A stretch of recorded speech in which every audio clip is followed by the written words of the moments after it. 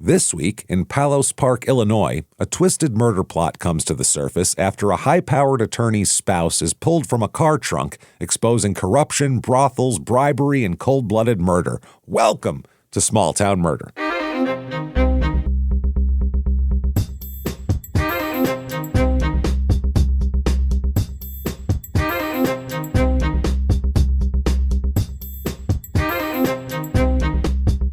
Hello, everybody, and welcome back to Small Town Murder. Yay! Yay, indeed, Jimmy. Yay, indeed. My name is James Petrogallo. I'm here with my co-host. I'm Jimmy Wisman. Thank you, folks, so much for joining us today on another absolutely bonkers edition of Small Town Murder. This is a crazy, twisted, it's just... Every dark thought you could have, it's all true in this one. It's the weirdest, weirdest show ever. We will get to all that and more. First, though, head over to shutupandgivememurder.com. Go ahead and get your tickets for live shows and come out and see us at a live show. Just do it. Fine. If you've never seen a live show, we have to tell you, it is a comedy show. People leave hurting from laughing. It's a real comedy show. A lot of jokes in the pictures with the murder story, and it is just a wild time. So come out and enjoy a show here. Definitely September 18th at the Pabst in Milwaukee. Get those tickets. Only a few left, so get those now. Then September 19th, we'll be at the State Theater in Minneapolis the next night. Oh, boy. Tickets left for that, so grab those. And then in October, Dallas, San Jose, Sacramento. Then in November, we are in Boston and Tarrytown. So get your tickets right now. Shutupandgivememurder.com. Listen to our other two shows as well, Crime and Sports, which is just awesome right now. It's just great. If you don't have to like sports at all, you just have to like hearing stories of people completely screwing up their lives for no reason, which is what we do there. So check that out for sure. Check out Your Stupid Opinions, which is just hilarious. So you definitely want to do that. Get yourself Patreon as well. Patreon.com/CrimeInSports. Just like the name of that show you should be listening to there. Anybody $5 a month or above on Patreon, you get everything we put out. Everything. As soon as you subscribe, you're going to get almost 400 back bonus episodes you've never heard before. And then we keep the feed going. New ones every other week. And this week, what you're going to get, well, it's always one Crime and Sports, one Small Town Murder. And you get how much of it do they get? Everything. Every damn bit. This week, what you're going to get for Crime and Sports, we're going to talk about Kirby Puckett and the problems he had, the Twins player who was a beloved figure. I mean, he looked like a dope person. He was like just doughy and cute and, one of those little round head on him. But goddamn was he a good player. There's a couple of images in my head of him as like an innocent-looking man, but and then there's also like a murderous-looking man. Well, he's not a murderer, but we'll get into a couple problems that he had. He looked dangerous. I think also his eye, he had a problem there, as we'll find out. Then for big as shit, too. Yeah, for Small Town Murder, Maternal Instinct, the documentary, we'll talk about that and all the stuff around it, because there's plenty outside the documentary to get into, too. I saw all the body cam footage and the interrogation footage. That lady is wacky. We will talk all about that. That's the best way to put it.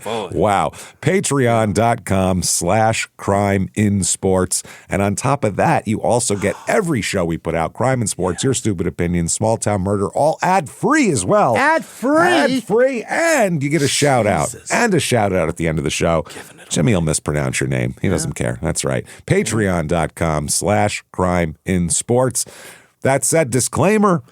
Yeah. This is a comedy show, everybody. Right. There's going to be murder because that's the name of the show, but there's also jokes here. And you go, well, that sounds weird. How does that work?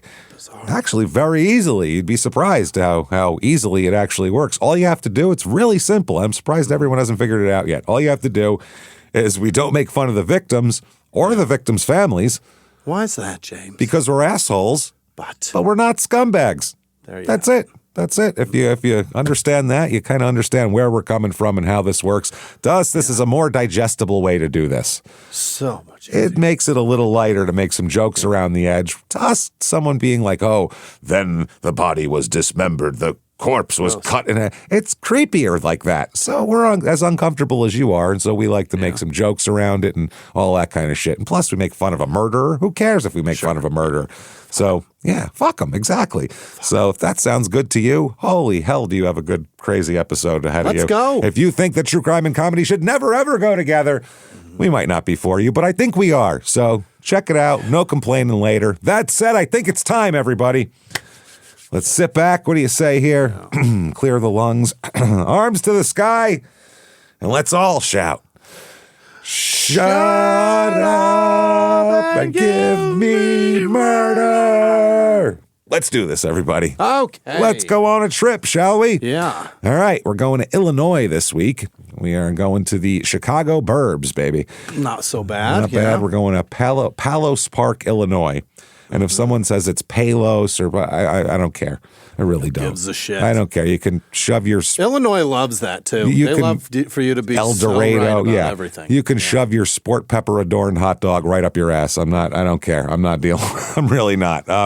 So 35 minutes down. We love Chicago, by the way. It's one of our favorite places. Love it's one of the best cities in this country. Love it. My wife's from there. Trust me. I'm pro Chicago, but calm down about the pronunciations.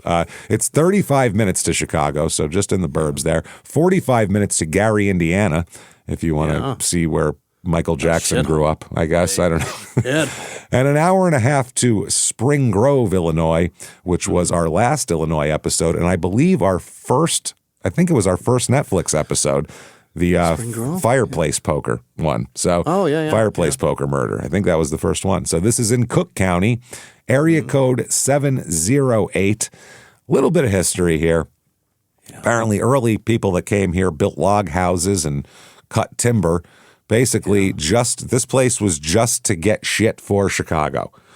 Oh. So they cut timber and all this stuff and loaded it on canal barges for Chicago to be used for the construction and fuel and that sort of thing. So that's kind of how this place, settled, basically. Abraham Lincoln style shit. That, and then there were some farms, and cattle and chicken and pigs and goats and farmlands and, all that kind of thing there. Old McDonald. There was the I&M Canal in 1848 that brought a lot of Irish and German immigrants to the area to work on the canal, because who's going to dig the canal? Who just got here? You're going to dig the canal back then. So You're up, yeah. Then there was the subways. All of us were down there. Stick all the Italians in the put them in the hole, let them dig. It's just how it works. The population of early settlers were farmers, laborers, blacksmiths, woodcutters, that sort of thing. In the 1850s, Palos Township was named Trenton, like New Jersey, but it was changed to Palos by the first postmaster. Don't know why he picked that, but that's what he picked. That's what he liked. That's it. They felt the need for a local government around 1914 and incorporated and, did all of that kind of thing here. Their village here, they were trying to later on, they had a village aid plan where they wanted new roads and electricity. They were like, eventually we'll get electricity. This was like in 1914. Electricity, indoor plumbing, telephones. What a dream. Wow, amazing. They also realized that they didn't want this to become houses on top of each other. And to keep the aesthetic, at the time, they had a law requiring 1 acre residential lots. So no lots. Everybody gets an acre? No lots they would not zone a residential lot smaller than an acre. I love it. Yeah, so everybody has room is how they worked it out. And that's awesome. And also limited the industrial and business development at the just to the railroad site and nothing else. Yeah. So they were like, what year was this? That's like early 1900s. They were doing this. Brilliant. Around the World War I time. Here's some reviews of the town because we don't know. Right. We've never been to this place before. Let's find out what other people think. Yeah. It has 4.5 stars on Niche, so I mean, that's amazing. Pretty good. Here's 5 stars. Cozy, quiet, friendly, and professional community with minimal commercial real estate. See, it's just like they designed it. Yeah. Exactly like that. Green landscapes with hills and outdoor forest preserves, including lakes, trails for hiking, horseback riding, running, and skiing. Plentiful outdoor activities for all seasons. The former artist community and history enriched. Gardeners abound. Committed residents to excellent schools, parks, first responders, and small local businesses. Sure. Jesus. Here's 4 stars. It's a peaceful area with lots of wooded areas. I liked living where there's 4 seasons and many places to explore nature. This sounds like someone who moved away. I liked living there.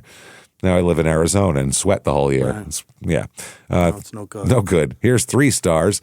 I've lived in Palos Park for several years now and have grown to appreciate its charm over that time. Sure. It's nice to live in a peaceful suburb that's within walking distance of both small businesses and a big grocery store. Ooh, yeah. The town's also home to many forms of nature and forest preserves, which is really nice because I enjoy to be in a place with nature accessible and nearby. You know, accessible but far. What am I going to do with that? Nearby and inaccessible. Not able to use terrible. There are parts of town that could be more walkable, especially in residential areas, but overall, my experience has been positive. It doesn't sound like there's a ton of sidewalks if you have those big lots. It's nice. People in this town, 4,859 people. Small, too, for being that far out of Chicago. And it's or that close to Chicago. It's kind of remained at this level of population. How'd they do for a long time? Well, because they can't build a bunch of apartments and condos and cram more shit in. So the population stays pretty steady because they only have so many lots, basically. Yeah. So it's nice. Here is it's about 52.3% women, so way more women than men for a town with almost 5,000 people in it. Median age here, this is why there's so many women. It is 56.6, which is way above the national average. Yeah. And that shows that there's a lot of retirement people, a lot of retirement age people here, and women live longer than men. So there you go. It's a lot of old people. Always going to be a lot more women. This place, 65% married, which is well above the national average. I mean, and it's expensive here. So this is a suburb with yards and your family and your kids, and that's it. It is only 5.2% of people are single with children here. Oh. That's extremely low. The race in this town, 85.9% white, 0.9% black, 1.1% Asian, 10.8% Hispanic. So there you go. 60% of the people here are religious, and I thought so. The high one there is going to be Catholicism. Yeah. Catholic. Chicago's a very Catholic town. They love it. Yeah. 38.7% are Catholic. So as we know, Catholics are the Baptists of the Great Lakes, Chicagoland Western area. Yeah. 1.1% Jewish. What? Oh my goodness! It's been so long. It's been so long. We can sing our song. Let's do it, Jimmy. Yeah. Hava Nagila, Hava Nagila, Hava Nagila. I don't know the words. Hey. All right, there we go. We did it. That's wild, isn't it? It's been so long. It's strange. Here, unemployment a bit high. Here, median household income here also pretty damn high, $122,676. They're doing great. Yeah, it's $69,000 in the rest of the country, and the cost of living, $100 being average. Here, it's only $105, so it's not that much higher. But the housing is the one that drives it up. Yeah. Median home cost here, $428,200, which is pretty high. That's expensive. That's steep. So if we've convinced you got a few bucks, you're looking for some green yards and some place to run around, we have for you the Palos Park, Illinois Real Estate Report.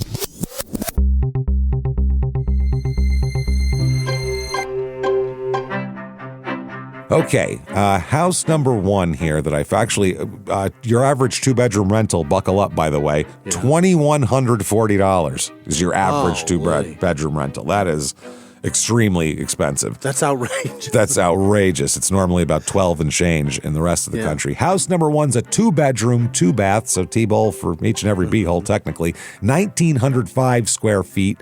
It is part of a house. It looks like a single family house, but it's broken up into condos. It's weird as shit. Okay. Really, really weird. So it's...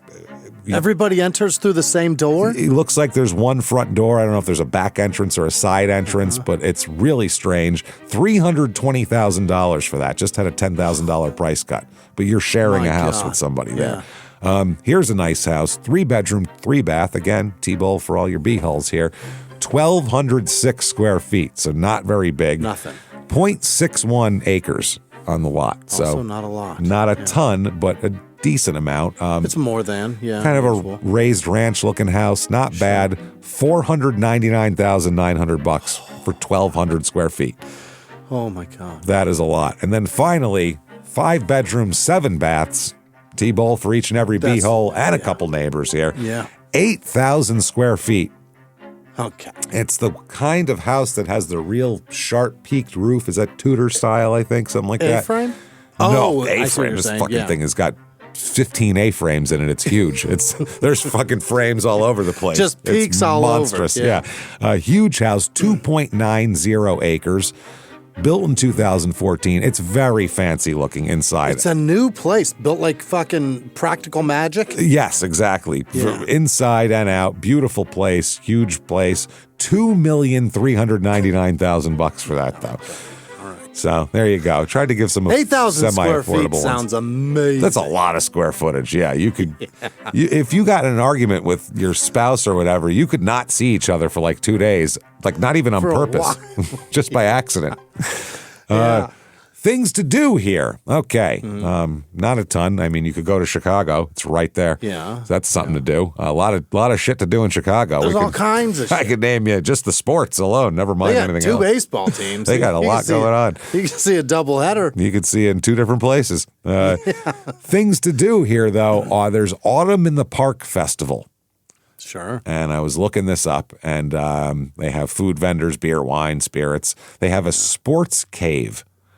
I don't know what goes on in there. Sports cave. I don't know what happens in a sports cave. I really don't. I don't know. Your guess is as good as mine, what happens in there. But that's from 6 to 10:30 p.m., so they need 4.5 hours for a sports cave. Holy. But from 7th, you won't be down there past 7:30 because you'll be up watching the musical entertainment, where apparently for 3 hours, from 7:30 to 10:30 p.m., this band has a set, which sounds insane. One band? One band, Mike and Joe. Two guys. Two I guess. guys. Just two dudes, Mike and Joe. They are known as, quote, the Midwest's most renowned cover band. Mike and Joe. Mike and Joe. They play covers for 3 hours, apparently. So you have to know a lot of covers for that. That's a lot. I mean, there's a lot of music that's been made. Wow. So I guess you can just go and go and go. Endless catalog, I guess. No. Then on Saturday, the parade begins. That's nice. There's face painting. There's kids' crafts, which sounds boring. Another sports cave for some reason. What is that? I don't know. The Rita Weigel Beautification Awards presentation. Oh. I don't know. Is it Weigel? It's Wegelel or Wegele. Sounds like Weigel. Yeah, that's Weigel, right? Weigel, something like that. And Rita is Reta. Too many E's in What that. is going There's on? Way too many E's. But when Rita Weigel gives an award, you'd fucking show up and accept it. God damn accept it, You yeah. take it. From 3 to 6 p.m., the musical entertainment will be Five Guys Named Mo.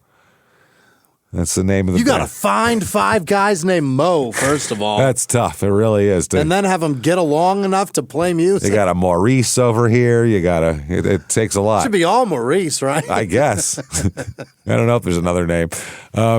Their description is the Mo's for 3 years in a row have been voted the Southland's Best of Readers Poll, Best Live Entertainment for 21, 22, and 23. The Mo. The Mo's. The Mo's are a 100% all-natural classic rock and roll band that delivers pure energy, heart, and a lot of soul. The Mo's have a diverse repertoire, and each Mo show is a nonstop party. I don't know what is happening there. That is, I hate them so much. I don't like it at all. And then they're opening for ARRA, ARRA, all caps, who just say they play, quote, classic rock. And ABBA. I don't think that's classic rock, but they play. No? I doubt it. If you went on a classic rock radio station and said, "Where's the ABBA?" I think they'd go, "What are you talking about?" So that's all we know about them. ARRA. So, but there's a parade with floats and civic groups and fire and police vehicles, horses, dogs, walkers, riders, and community for this wonderful tradition. And anybody's welcome to the parade. Dogs. Yeah. You can't walk. If you can walk, drive your car, whatever you want to do. All right. So there we go. Crime rate here, what we're interested in. This is one of the lowest crime rates I've ever seen. Property crime is about a third of the national average, which is 2/3 low. Very low. Very low. And then violent crime, murder, rape, robbery, and of course assault, the Mount Rushmore of crime, is less than 1/4 of the average. Less than. Wow. It is extremely safe here. Lots of people with, money that are doing well, and I guess they hurt each other less for some reason. They got 8,000 square foot homes. Yeah, you can't. So I mean, you go to your side. It's really easy to not hurt each other at that point. That said, let's talk about some murder that happened here and some wild shit. Okay, let's start at March 19th, 1982. All right, 2:30 p.m. All right, a man named Alan Masters, who is a very prominent and high-powered attorney in these parts here, he calls the Cook County Sheriff's Department.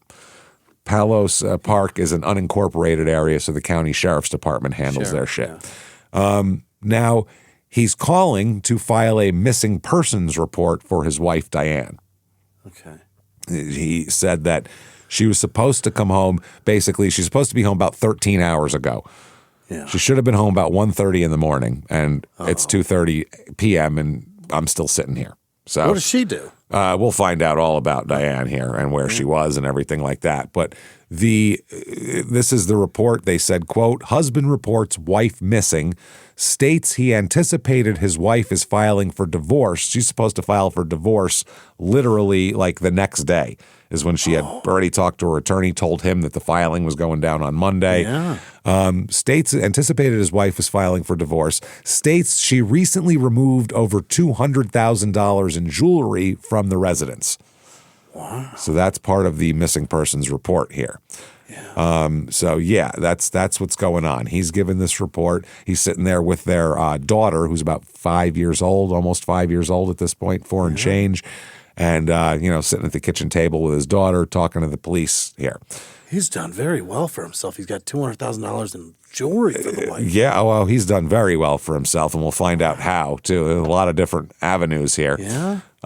During this mid-interview, the lieutenant shows up. Yeah. A Lieutenant Keating, as we'll talk about, Keating. He shows up, and Lieutenant James Keating just arrives uninvited and unassigned. Nobody asked him to go there. He just shows up at Alan's house. He's the commander of the vice squad. So why is a lieutenant who's the commander of a vice squad showing up to take a missing persons report at 2:30 in the afternoon?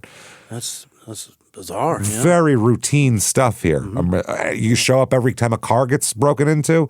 Oh, my stereo got stolen. Where's the lieutenant of the where's the commander of the vice squad? Make sure you get your paperwork in order around Jesus, here. yeah. So apparently he just sat in on this lieutenant, and then, Alan, the man who called the husband here, the lawyer, he says that he has a suspicion that his wife has been having an affair with what he called, I don't know who, some professor from the college she works at. And he said, I don't know who, but he said, she's planning on filing for divorce this week. She took $200K in jewelry and she's having an affair. So I think maybe they just took off together, basically. So, look into that. That's all I can think. That's all he has here. All right. So who are we looking for? Diane. We are looking for Diane with 2 N's. Diane Georgia Turner Muller Masters. Both 3 last names. Well, yeah. Well, Turner's her maiden name. Mueller is her name when Alan meets her because she's married when they meet. Oh. And then Masters is his name. And Georgia is after her dad, whose name is George, for a middle name. So there you go. She's born June 26th, 1946 in Cook County. Parents, George and Anne Marie. She has a brother named Randall, or Randy as he goes by, who's going to keep coming up in this story over and over and over again. Randy will not take no for an answer in a good way. Randy will have nothing swept under the carpet, and it's awesome. I love Randy. He will take nobody's answers. He will say, try again. That makes no sense. Come again. Yeah, not having that shit. Nope. So, Randy. Diane grew up in a lower middle class neighborhood in Franklin Park. A friend of hers from childhood described her as, quote, extremely competitive and very bright in school. So we all remember that girl from elementary school, the one who was real smart and real driven to the grades and, you know, that kind of thing. She was the valedictorian of her 8th grade class at Lincoln Grade School, apparently. Yeah, so she did that. She's very petite looking, fine boned. She's always described as. Yeah. You know, that kind of thing. She's blonde. Thin-faced, pretty and blonde and all that kind of thing. All right. And very smart. And has dreams of what she wants to do with her life. You know what I mean? Oh. So what she does here, she goes to Elmhurst College where she wants to become a writer. That's her goal, is to be a writer. And instead, she marries a guy named Ronald Muller. Right. Instead of being a writer. And instead she becomes a suburban housewife, basically. Oh. That's it. They don't have any kids. And after 3 years, by the way, Ronald is in Vietnam at this point. Oh, Jesus. And after 3 years, she divorces him while she's in Vietnam. While he's in Vietnam, and she divorces him, which is kind of a shitty thing to do. I mean, to be honest. You can wait till people stop shooting at him at least. Can you at least do that? You know what I mean? Yeah, I know you're busy, but if you could sign this paper. I really want to take most of our stuff and not see you anymore. Is that good with you? Well, I guess. I'd really like to move out of this house while you can't say don't take that. Yeah, exactly. I'm taking all the records. Is that good with you?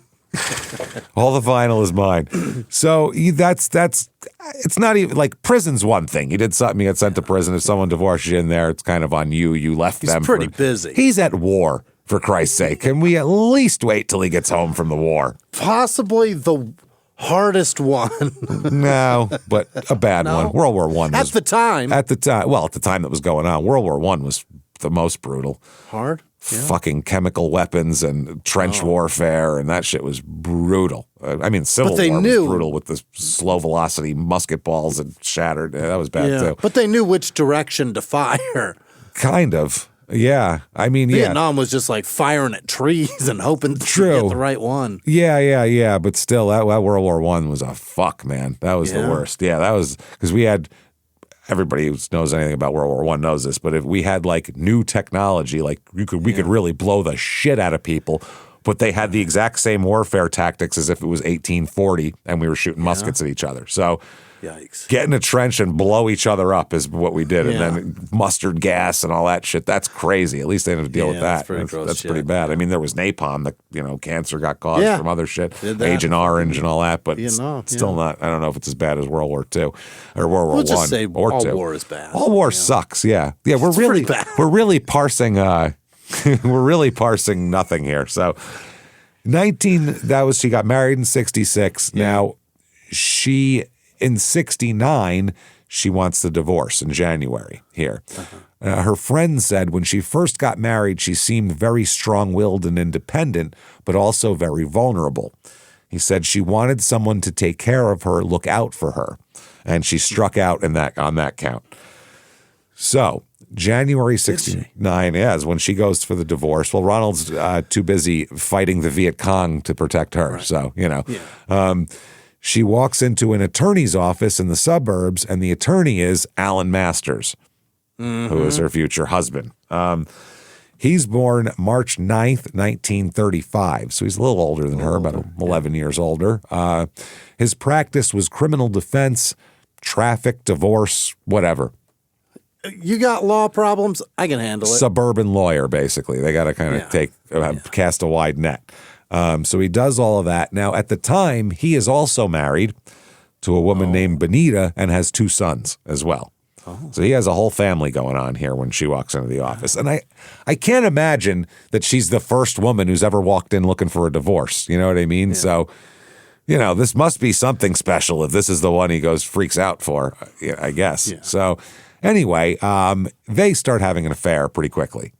Really? Yes, which is obviously highly unprofessional for a divorce lawyer to do.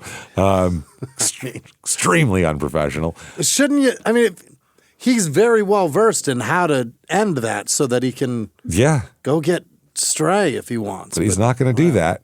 No, because there's also the public image part of this. Yeah. Of wife, 2 kids, civic leader kind of a guy. Yeah. And, divorcing your wife and kids in 1969 was still considered a little, suspect out in the burbs. You know what I mean? This isn't fucking Greenwich Village over here. This is the acre lot suburbs of Chicago. This is different. Catholicism, James. This is, well, it's that though. It's Midwestern values type of deal. You know what I mean?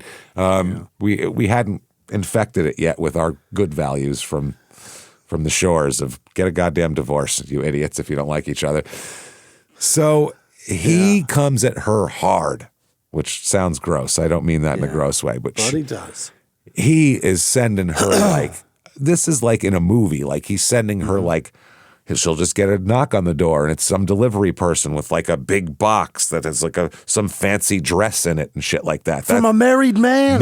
Jewelry, sending to her house, calls her daily, sends her flowers every day. Oh my God. I mean, full court press of, I want to bang this broad. This is what this is. This is. What the hell? Yeah. So, and this is Diane she was impressed with this.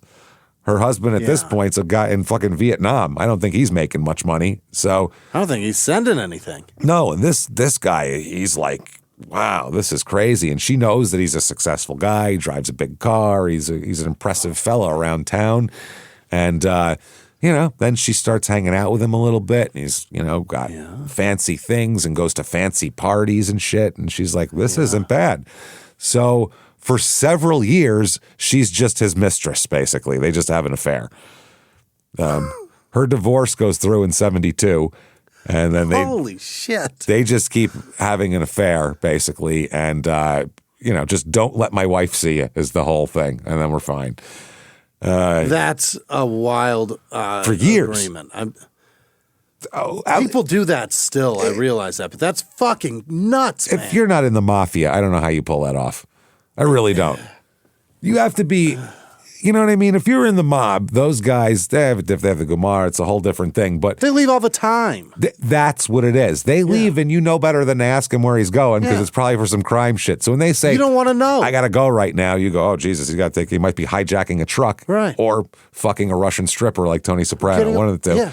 You never know. A blowjob on his boat. You never know. That's the thing. So, but this guy has some fucking sack on him. The fucking balls. Some suburban fucking door. And he's like if you see this guy, he is not like a real handsome, he's a fat fuck with a big walrus mustache. I mean, he's got a big fat mustache on his big Very fat Chicago. body. Yeah. He looks like if you made a human being out of the city of Chicago, it would be him.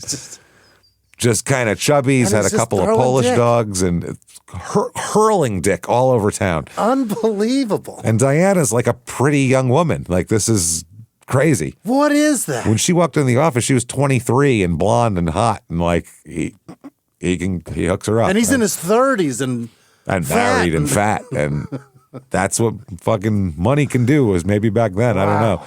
So her friend from school said Diane never had much money and knew the value of $1 because she came up hard.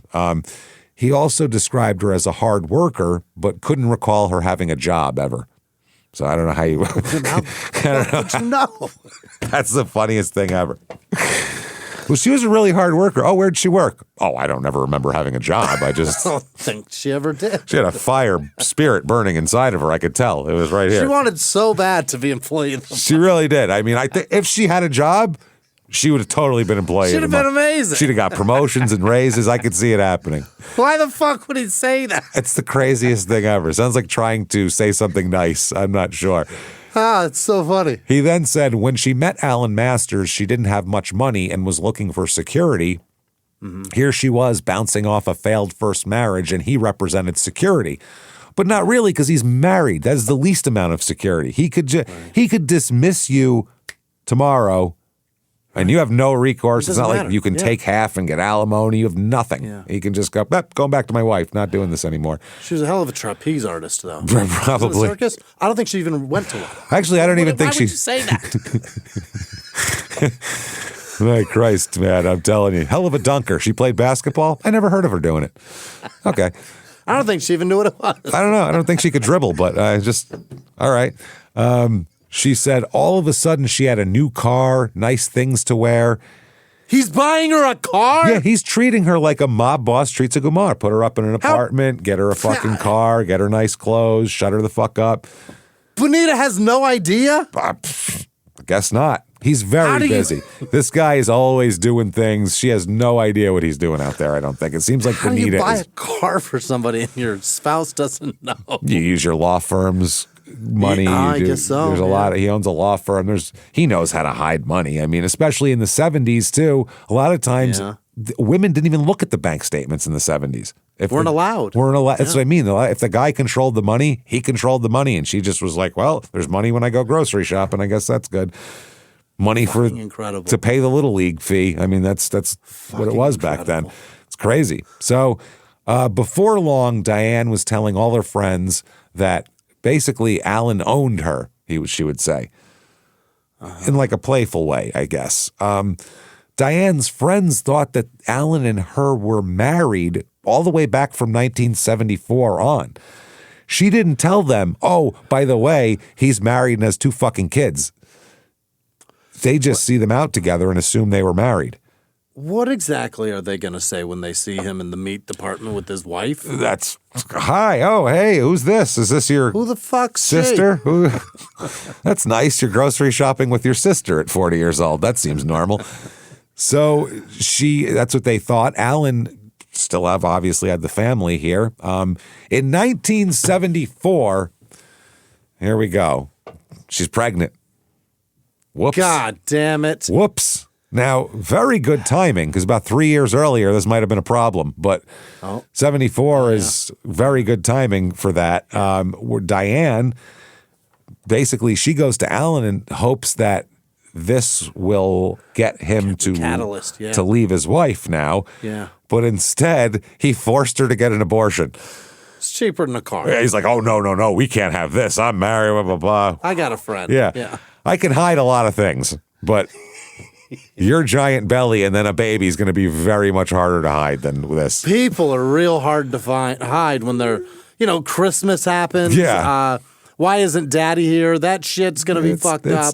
It's tough. Oh, boy. Diane was very, very mad about this, about being forced to have an abortion, because she thought this would take the relationship to the next step, not make her feel like some, street trash who got knocked up and some guy threw a couple bucks at her and said, go take care of yourself, sweetheart, Get this out of here. Yeah, get that sucked out of you, would you? There you go. Suck it out. What the fuck? So Diane said, I'm going to end this relationship unless you do... Unless you leave 2 things. That's not actually on the list of things to do.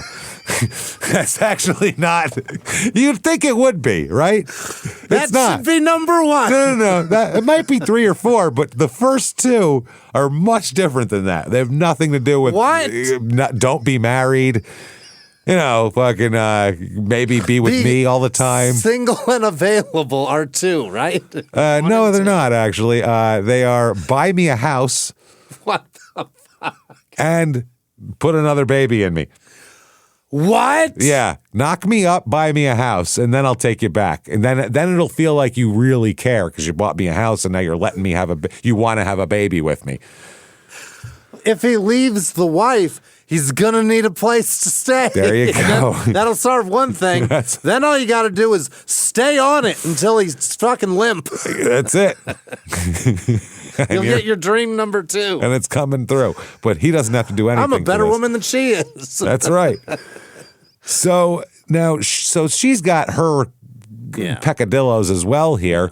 And Alan buys her a bracelet that's engraved in a way that kind of fits here. I love you, angel/devil. That's what it says. So, yeah, these 2 have a very interesting relationship, I would say. This is a fascinating relationship. Man, I think it's July of 77. They have a daughter together. So she did it. He buys her a house. He puts a fucking kid in her. That's what she wanted. It's a daughter named Andra. I was going to say I won't give the name, but she's older than me. So it's like, we can give the name. She is. She's almost 50. I think it's okay. So 1979, Diane takes off. She's had enough. Oh. He won't leave his wife. And she's pissed about it. She's on the lam. She took Andra and moved in with her brother Randy and his wife Kathy. And she told her brother that, by the way, part of the reason I'm coming here, not just because he won't leave his wife, it's because he beats the shit out of me also.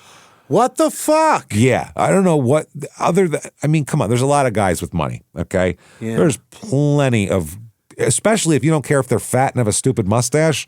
Right. You can put up with so much. Yeah, if you're pretty and all, you don't need to put up with some fucking asshole just because he has money. You'll find somebody else. Far too much, in my opinion. That is way too. Any amount of beating is too much to put off. Too much. No, but I mean, fat and a mustache is bad enough. Fat mustache with celery salt stuck in it from his fucking dogs. No, I'm not dealing with that. Celery salt and RC cola stuck in that fucking thing. No one wants to deal with that. Poppy seeds all over the goddamn thing. All of his whole car is full of poppy seeds. You don't know any idea why. So that's what she says, though. And he hits her. He's been beating her up, and so she stays for some days at her brother's house. Yeah. Alan ends up tracking her down at her brother's house, and it's going to be different and everything's going to be beautiful. And I promise to divorce Benita. I'm going to divorce Benita and I'm going to do it within the next year. It's going to happen. Okay. Going to divorce my wife. And on top of that, that's down the road. But right now, me and you are going to the La Costa Spa in Carlsbad, California, too. Yeah, it's time for your pedicure and massages and 5-star desert retreat. Let's do it. That's where bruises heal best. Well, it's obviously the best. That's where they would send tubercular people back in the day. So why not you? Yeah. So that's what goes on. Now, March 24th and 5th, Alan has busy times here. Yeah. Alan and Benita's divorce becomes official on March 24th, 1980. So he followed through. He did it. He did it. He divorced Benita. Okay. He really wanted this one. He would have stayed with her forever if Diane allowed it. That's the thing. She'd have played ball. That's the thing about dudes. We'll let that situation sit for as long as we can keep those plates spinning, and then it's like, well, fuck. If I want to keep any plates spinning, I got to stop and let the few crash and save these two. Boy. So the day after the divorce is final, Diane and Alan head on down to the old Justice of the Peace there. Oh, my God. And get married. He gave her a house. He gave her a car. He gave her a child. He took her to Carlsbad. That's one of the most beautiful places in San Diego. Expensive, too. And then won't give her a wedding? No, the next day they want to get, because she's okay with that. She wants to get married as soon as possible. Right now. It's the day after he got divorced. So she's like, you're marrying me. I don't need a dress and a reception. Yep. And she said, quote, to her friend, "The way I live and the way I dress, and I get married in a pair of blue jeans." Yeah. She dresses very fancy. Everything's fancy, but she gets married very casual at the courthouse there. They have a weird honeymoon, apparently. They have a honeymoon cruise on the Queen Elizabeth II. What is their that? honeymoon? Big cruise ship, I guess.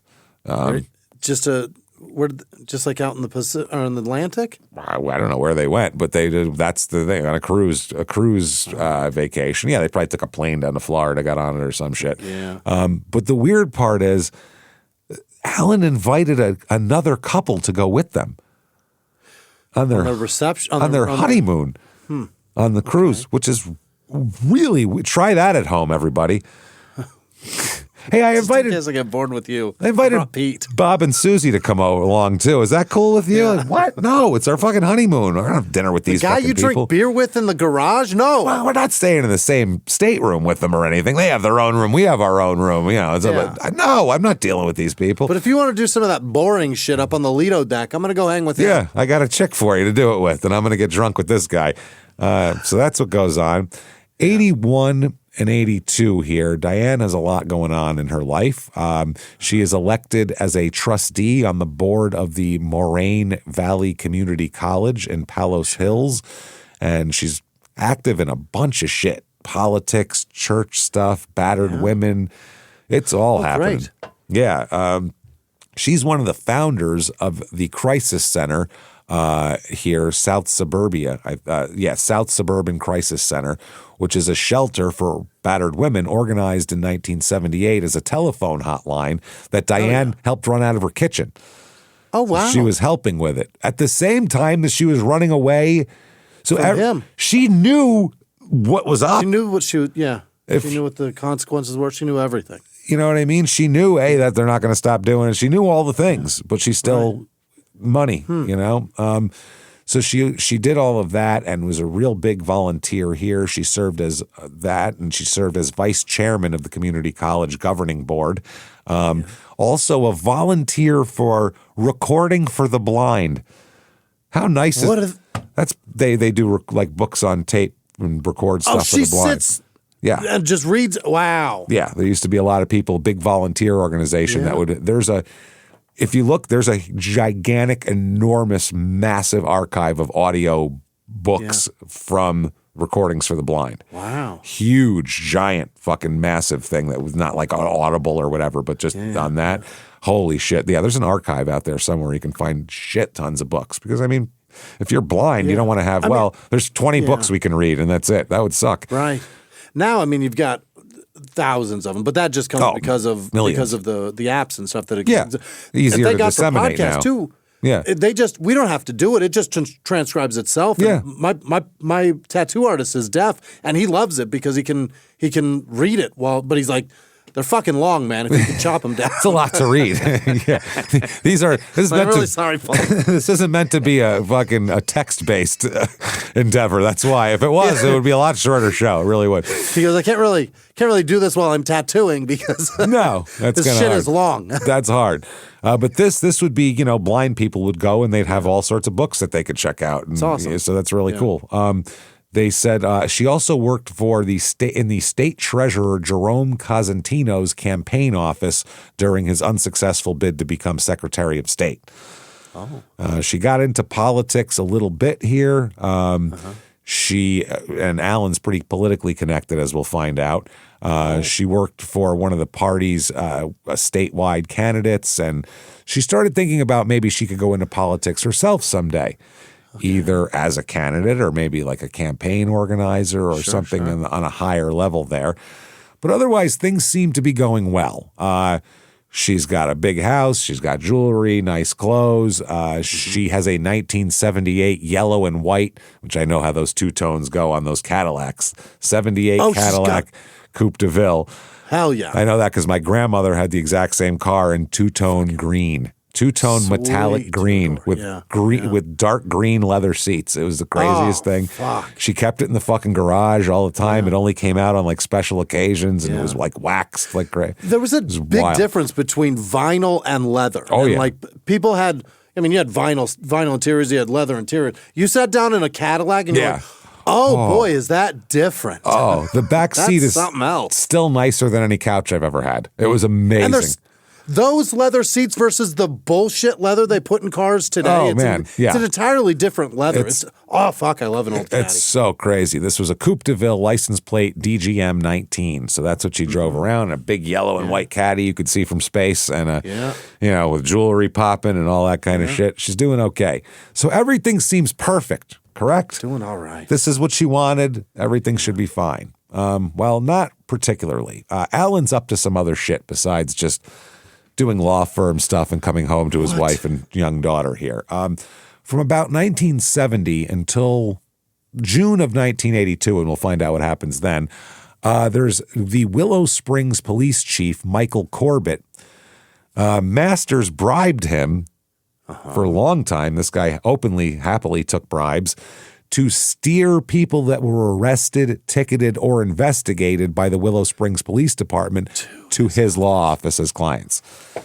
So they'd say, I want a lawyer, and they go, call this guy, and they give him his card. Here's a business card of a man I know. That's what they would do. They would suggest, which is absolutely, you're not allowed to do that as a cop. So unethical. Not only can you not give legal advice, you can't guide them to what lawyer to get. That's crazy. Oof. So that's not good at all. And this guy took kickbacks for that the whole fucking time. And he ran similar kickback arrangements with other cops around the area. And this is what he would do to get them in his good graces, and all the cops would do anything for him. He would do their divorces for free. And if there's one thing every cop has, it's at least one divorce. At least one. If you've ever seen a cop movie, They're all on their third or fourth wife, all of them. Yeah, they're all talking about my ex-wife. My ex, my ex-ex, all of it. So my ex got my pension. My ex got this. Yeah. I'm living in a shitty apartment. My ex. So that's a trope in a movie, is to have the divorced, so cop funny. who's all depressed. And that's what he would do, is the no-fee divorces for police officers, which obviously would take up some of his time, and he'd have a loss there, but he'd gain it back in spades and waves from all the clients he got. Then there's even less legal shit he was doing than that. That's very illegal, but this is like, it gets crazy. Okay. From 72 until August of 84, which is 2 years beyond where we are in this timeline, Masters here, Alan Masters, served as a middleman through which illegal bookmakers in Cicero paid off a Lieutenant James Keating. Do you remember his name? Yeah. Lieutenant James Keating is the guy who showed up in the middle of a missing persons report. Besides being the commander of the vice squad, he shows up in a living room. Taking money to pay him off? He's a bagman, essentially. Yeah. He's the middleman. Yeah. So illegal bookmakers pay Masters money because they can pay a lawyer money, and then the lawyer takes it to the cop and pays him off, so the vice squad doesn't come down on the gambling ring alone, on their jack shacks, their brothels, their backroom gambling spots, all that shit. And this is all from the mob. This isn't from. That's frightening. This is old time too. This is 70s Chicago. This is the outfit. Cicero. Yeah. This is literally the Spilotros, as we'll talk about. If you don't know who they are, the Spilotros, if you've ever seen Casino, Joe Pesci is Nicky Spilotro, who is one of the brothers that helps. They're bad guys. They're really no shit serious guys who kill tons of people. So, okay, he's doing this, and there's payoffs to judges, too, that Alan is a middleman for, payoffs for judges. He knows tons of mob-connected figures, and even, as we'll talk about, has an ownership interest in a Chicago brothel. Alan does as well. He gets brothel money, this fucking guy. There's a bunch of strip clubs that front for prostitution, that are really, for prostitution. Credit card laundering schemes as well, as we'll talk about. So basically, it's just so they could run it through and it wouldn't come back as being at the strip club. It'll come back as being at, Joe's Family Diner or some shit. You know what I mean? That's how it'll pop up. So it shows respectable dinners rather than that. Chop shops he's involved with. He's involved in stealing cars too? Stolen cars, chop shops. As we'll talk about, there's a place where they send cars away for insurance payouts, and that's any town. He's doing bottom rung shit. That's meat and potatoes mob shit, though. That's how they make money. Yeah. That's their meat and potatoes, right? But he's doing all of it. Alan is a middleman for all this shit. He's a middleman between the cops and the mob. He's a middleman between cops and clients. It's a crazy scenario. And these guys too, this is normal. If you get involved in one of those worlds, it's dangerous enough that somebody can think you're fucking them over, even if you're not fucking them over. He's getting involved in so many of them. He was spinning plates at home. This is so much more dangerous. Think about at the time he was doing all that shit in his personal life. Yeah. That I was describing. He's got a chick and she's pregnant, and then my wife and this one, and she wants a new car, and he's doing all this on the side and has a legitimate law firm on top of that where he handles normal clients and does normal lawyer shit that normally takes up most of people's day. He's a it's wild. Lawyer, legitimate lawyer, legitimate practice lawyer with a tax return. All the chances in the world. It's crazy. It's fucking insane, dude. I don't know. It's insane. It's just the craziest. I could never be that. No, dude, it sounds so exhausting. This is exhausting.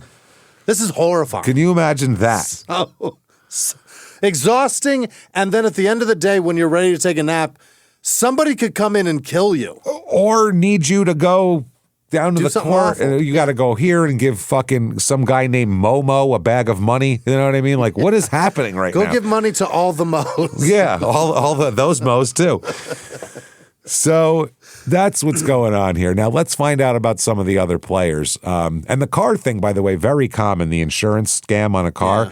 there is countless farms in upstate New York that have so many cars buried in there that you would have no fucking. Growing up, we knew there were places to go. You knew who to talk to, and there's a guy who'll, for $500 you could dump your fucking car in his place, and he'll bury it with his big bulldozer, and then you'll get the full insurance payout and all that shit. Nothing will grow there for a while, but extremely common. And there's these people who have hundreds of acres in the middle of nowhere. Wow. They don't fucking care. No one's suspecting them. They've all gotten away with it for decades. Wow. I mean, I know of spots where they are. I'm not telling anybody, but they're there. You don't have the coordinates off the top of your head? Is that what you're saying? No, I do. I'm just not telling anybody. I know exactly. I mean, they haven't. This is from 20 years ago, but still. Right. Still, I'll tell you, but no one. I can't say it on Netflix. That's might be a little much. So now this Lieutenant James D. Keating, who we talked about, he is a Cook County sheriff, a lieutenant and commander of the Vice Squad, like we said. He joined the Cook County Sheriff's Police in 1964. So he's a longtime officer as well. He rose to lieutenant, commanded the 1st Vice Squad, and later the Criminal Intelligence Unit. Oh. That's how dumb they are, as they put the most corrupt guy in charge of the intelligence unit. Or says how it all. Brilliant he is to look. To get involved in that, so he is the guy responsible for policing gambling and prostitution and is completely on the take. 1,000%. So there's also a guy named Michael Corbett. Michael Corbett is the Willow Springs police chief. Corbett with an I, Corbitt. Willow Springs police chief. He's born in 1944. They're all about the same age. They're all about 45-ish, these guys. So now Michael Corbett, a little bit about him. He's got an interesting background. He's from a poor Irish family in Chicago here. Right. Went to Catholic school at age 9. Then he went to public school after that. And he said that he didn't realize how poor his family was when he was going to Catholic school because everyone had the same uniform on at school. We all looked the same. But in 9th grade, he went to public school, and then he went, oh, wow, I'm really poor. I look like shit. My clothes suck. So that was humiliating. He turned into a big shoplifter to get better stuff. And then somehow, even though his name's Michael Corbett and he's super Irish, he started running with an Italian street gang at the time. And ran errands around the social clubs. He's basically like their little Henry Hill type of guy. Except a little older. Cars and shit. Yeah, he'd run errands, and he was a guy that you could trust, basically. A kid that could be trusted to shut the fuck up. So that's it. That's all you needed, really. As a teenager, he made deliveries also for a company that supplied slot machines and gambling gear. So this is illegal as fuck. He's doing deliveries of highly illegal things. When he was still a teenager, he ran a Sunoco station at 56th and Harlem that was run by the mafia. The gas station was a mafia front, and he ran it. They put him in charge of it. And hey, go take care of that for you, will you? So he would rent parking spots to hijackers and people who would need to stash stolen trucks for the day. That's why they have the gas station, because it's got the bays. Yeah. So if you need to stash stolen cars, they'll put them in there, put the thing down, and that's that. So, and they get paid through Put it up on the lift, and it looks like it's getting an oil change. That's it. Put it up there. And he just put it in the garage behind the thing. It's not to be found at that point. There's that too. At that gas station is where he met a Mo. A big Mo, maybe the biggest of them all at the time, Sam Momo Giancana, who is, he was the fucking boss of Chicago, period. I mean, Giancana was a big fucking major mob figure. I mean, like, he was pretty much boss of the Midwest. Outside of New York, he was the most powerful guy, basically. And maybe a couple of those Philly guys, but it's similar. So he's a fucking big, famous, legendary figure, Momo here. Now, Giancana liked Michael Corbett. Liked the cut of his jib here. He introduced him around, and this is my kid. This is my guy. So everybody in the entire Chicago underground knew this kid is directly connected to Sam fucking Giancana. Don't fuck with him. He is bulletproof. His dad is not the police chief yet? His dad? Michael Corbett. Oh, he's the guy that's going to become the police chief? He's going to become the police chief in Willow Springs. This kid. Holy shit. Yeah. So this is, I mean, you can watch Goodfellas and watch, Robert De Niro and then take him around. Yeah. This is Henry. This is the kid Henry, and they all know that's it. This is the boss of the mafia doing this. That would be like if Carlo Gambino was taking Henry Hill around going, this is my guy. This is my guy. Like he is bulletproof above everything. Giancana liked him, introduced him around, and Corbett basically... he used him as a protector. You know what I mean? I mean, Sam was a protector. Then Giancana does this. This is amazing. He comes up to Michael and he says, "Hey, I got a job for you, Mikey. A legit job I need you to take." And he goes, "Yeah, anything, whatever." And he says, "I need you to become a police officer in Willow Springs. There's a job opening. I got it for you. So all you got to do is go down there and it's yours." Slap the badge on. Would that feel like a test? No, that would feel like they expect me to be a very corrupt cop that does things for them. Wow, I'd be terrified to say yes because I feel like there was no job and that he's asking me to go be a cop and that go. No, he knows right away why he's telling him. Yeah, this is all. I mean, how the hell did the mob boss get him a job as a cop? This is all on the arm. Yeah, he's a Yeah. So, I mean, I'd be afraid they'd kill me. No, I don't want that. I mean, that's probably in the back of your mind all the time, but he hasn't done anything to warrant killing at this point. Okay. He's done everything for them. So he got a job there.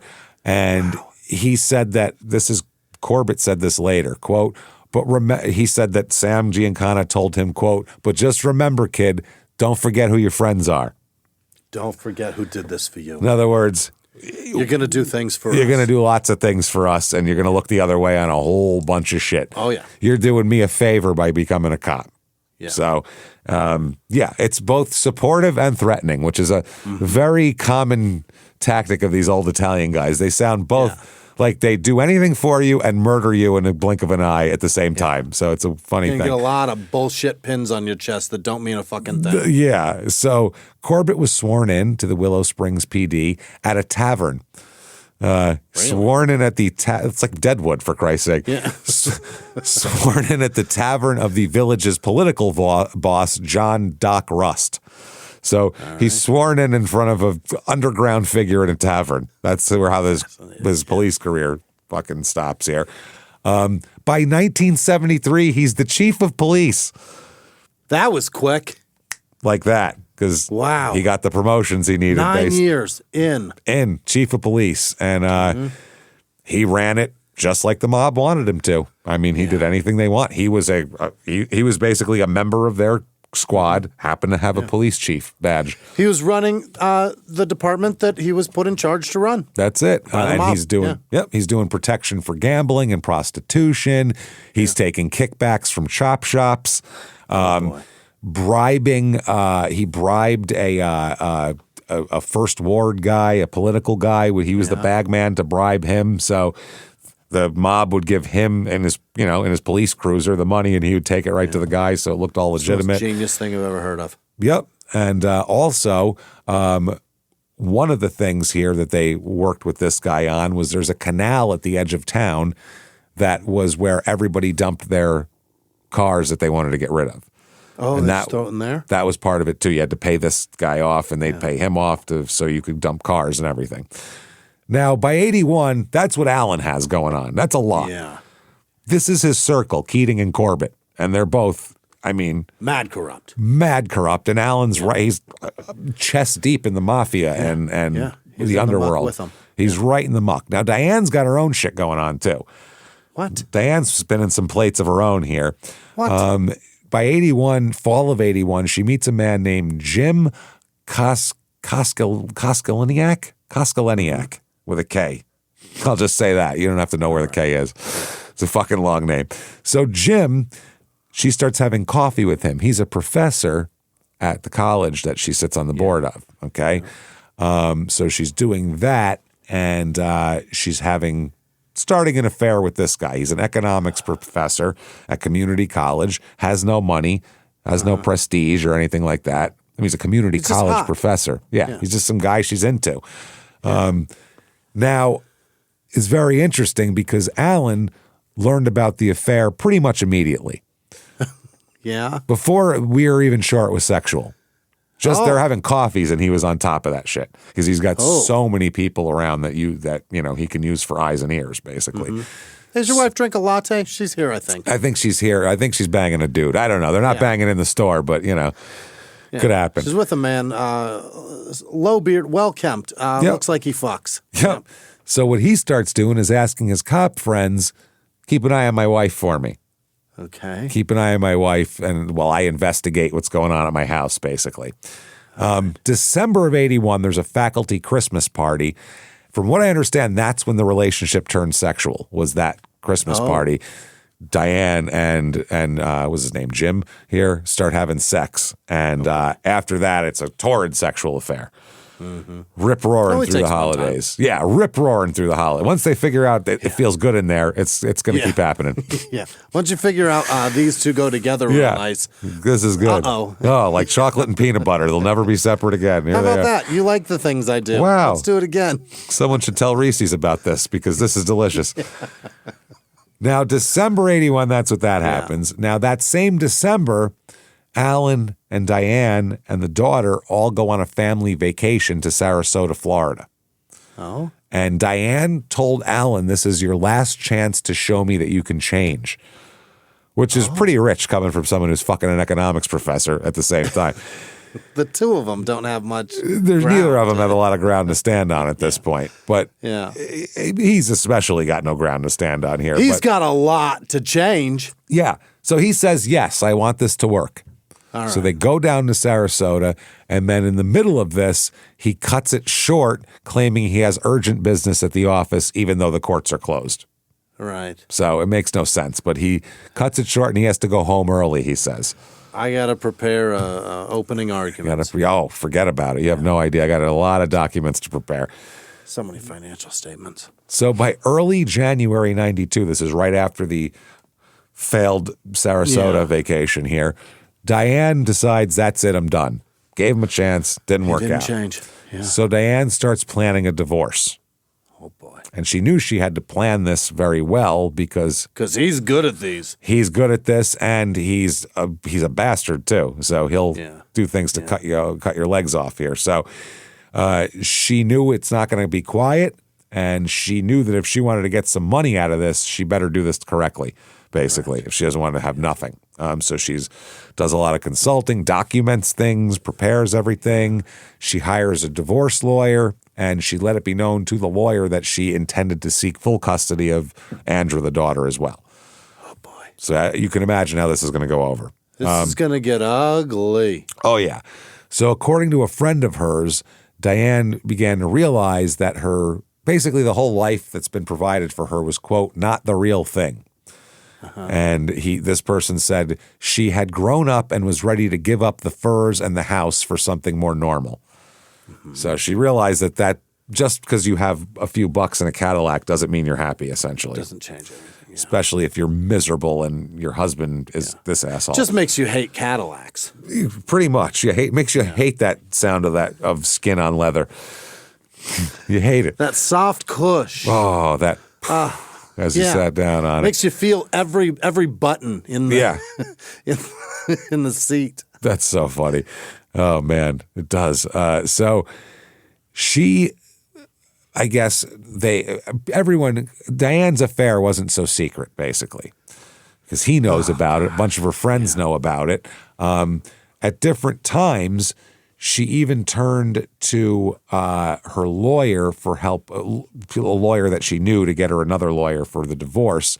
And this lawyer said she remembered that Diane was, quote, pretty, and also that she was flaky. That's what they remember, pretty and flaky, which she's also kind of scared and is having an affair too. So flaky's probably about right. She's busy. Yeah. Now she has some fears. As 1982 progresses into February, she has some fears. She told her friends and family that she thought Alan could kill her or have her killed. And she's like, if he knows I'm filing for divorce, it'd be much easier for him to just have me killed. Yeah, right. That'd be so much easier. Like he knows tons of people who could do this very easily, and then guess much what? Cheaper. No more alimony. Yeah, Right. and he gets custody of the daughter. Everything's great. And he said she also knew that he had tons of long-standing connections with all the police departments around town. So she said she was very scared of being pulled over while driving her car because she didn't know if it was going to be a real cop, or it might be a real cop, but a real cop that's there to kill her. Right. You know what I mean? It's whether or not this traffic stop is on the up and up. Yeah, look at the guys in fucking in New York there that were doing that. They were the two murder cops. We'll do a bonus episode about them at some point. But they worked for the mob. They were detectives. They'd pull people over, mob guys that they wanted to get rid of, handcuff them, put them in the back of the car, never see them again. They disappear. Leave their car on the side of the road. That was that. Nobody knew where the fuck they went. Doesn't matter. Yeah. They killed so many people, those two guys. So they said friends of Diane said that Alan was always surrounded by a shitload of cops because we find out later he litigated no-fee divorces for at least 50 Cook County sheriff's officers. Really? 50 free divorces he did. Those guys will least. do anything for you. Dude, they're beholden to you as fuck. And their bosses know that the lieutenant of the vice squad knows that you're his guy, and it's a lot. He also often represented officers from suburban police departments in workers' compensation and police board cases, too, so he'd get them money. Get them extra money. Just works for them for free. Diane told her family going into February that if some lights go on behind her, she ain't pulling over. No. She's not doing it. And she told Jim, her boyfriend, you don't pull over if a cop tries to pull you over. Fucking gun it. Make it a spectacle. Make a scene. Make a fucking scene, gun it, have 5 cops chasing you. Then it's harder for them to kill you, basically. So imagine if you're this guy, you got to be going, is this worth it? Is this Who did I fuck? What? I mean, wow. This is just like an affair. This is crazy. I thought we were having fun. This isn't fun anymore. No, this went from fun to scary in like 3 weeks. This is too much. Fun's gone already. Yeah. Friends say that she didn't just take off because of the daughter. She wanted it to be done right so she could actually have custody of the daughter. Right. Kidnapping her wouldn't be good for her case, probably. Yeah. So Alan, knowing about these affairs, decides to get an ex-police officer that he knows, who's now a private investigator, named Ted Negaza, to bug his home to catch her. Boy. Yeah. So he's got bugs in the home. He's got them on the phones. His house is wired for sound. Yeah. Now, Diane, who's extremely careful about everything, knows to be careful about the divorce, the affair, won't pull over, all this. She does not think there is any danger in using her kitchen phone to talk to her boyfriend, unfortunately. Wow. So it is all recorded. Yeah. So they hear tons of conversations between Diane and her boyfriend. Uh-oh. On February 25th, Nakaza brings the tapes over to the house to play for Alan. Okay. This is wild. Alan's seated in the kitchen. On the kitchen counter, he's sitting up. Nakaza's there, and there's a sheriff's sergeant named Joseph Hine also there. Now, on the tape, the one that they're really going to talk about, Diane and Jim basically talk about in vivid and fucking eye-popping color all about their previous night's sexual encounter. What? Oh, yeah. Including... I'll read this is from a court document. They just narrate a porn for the tape? Man, when we did this, remember when we did this? Remember when we did that? I'll read this is from an actual court document. So you don't call me salacious. You call Cook County salacious if you got any fucking problems here. Awesome.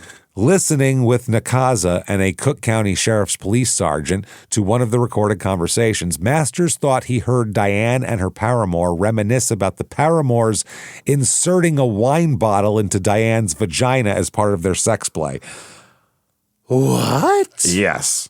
For some reason, this is what made him blow up.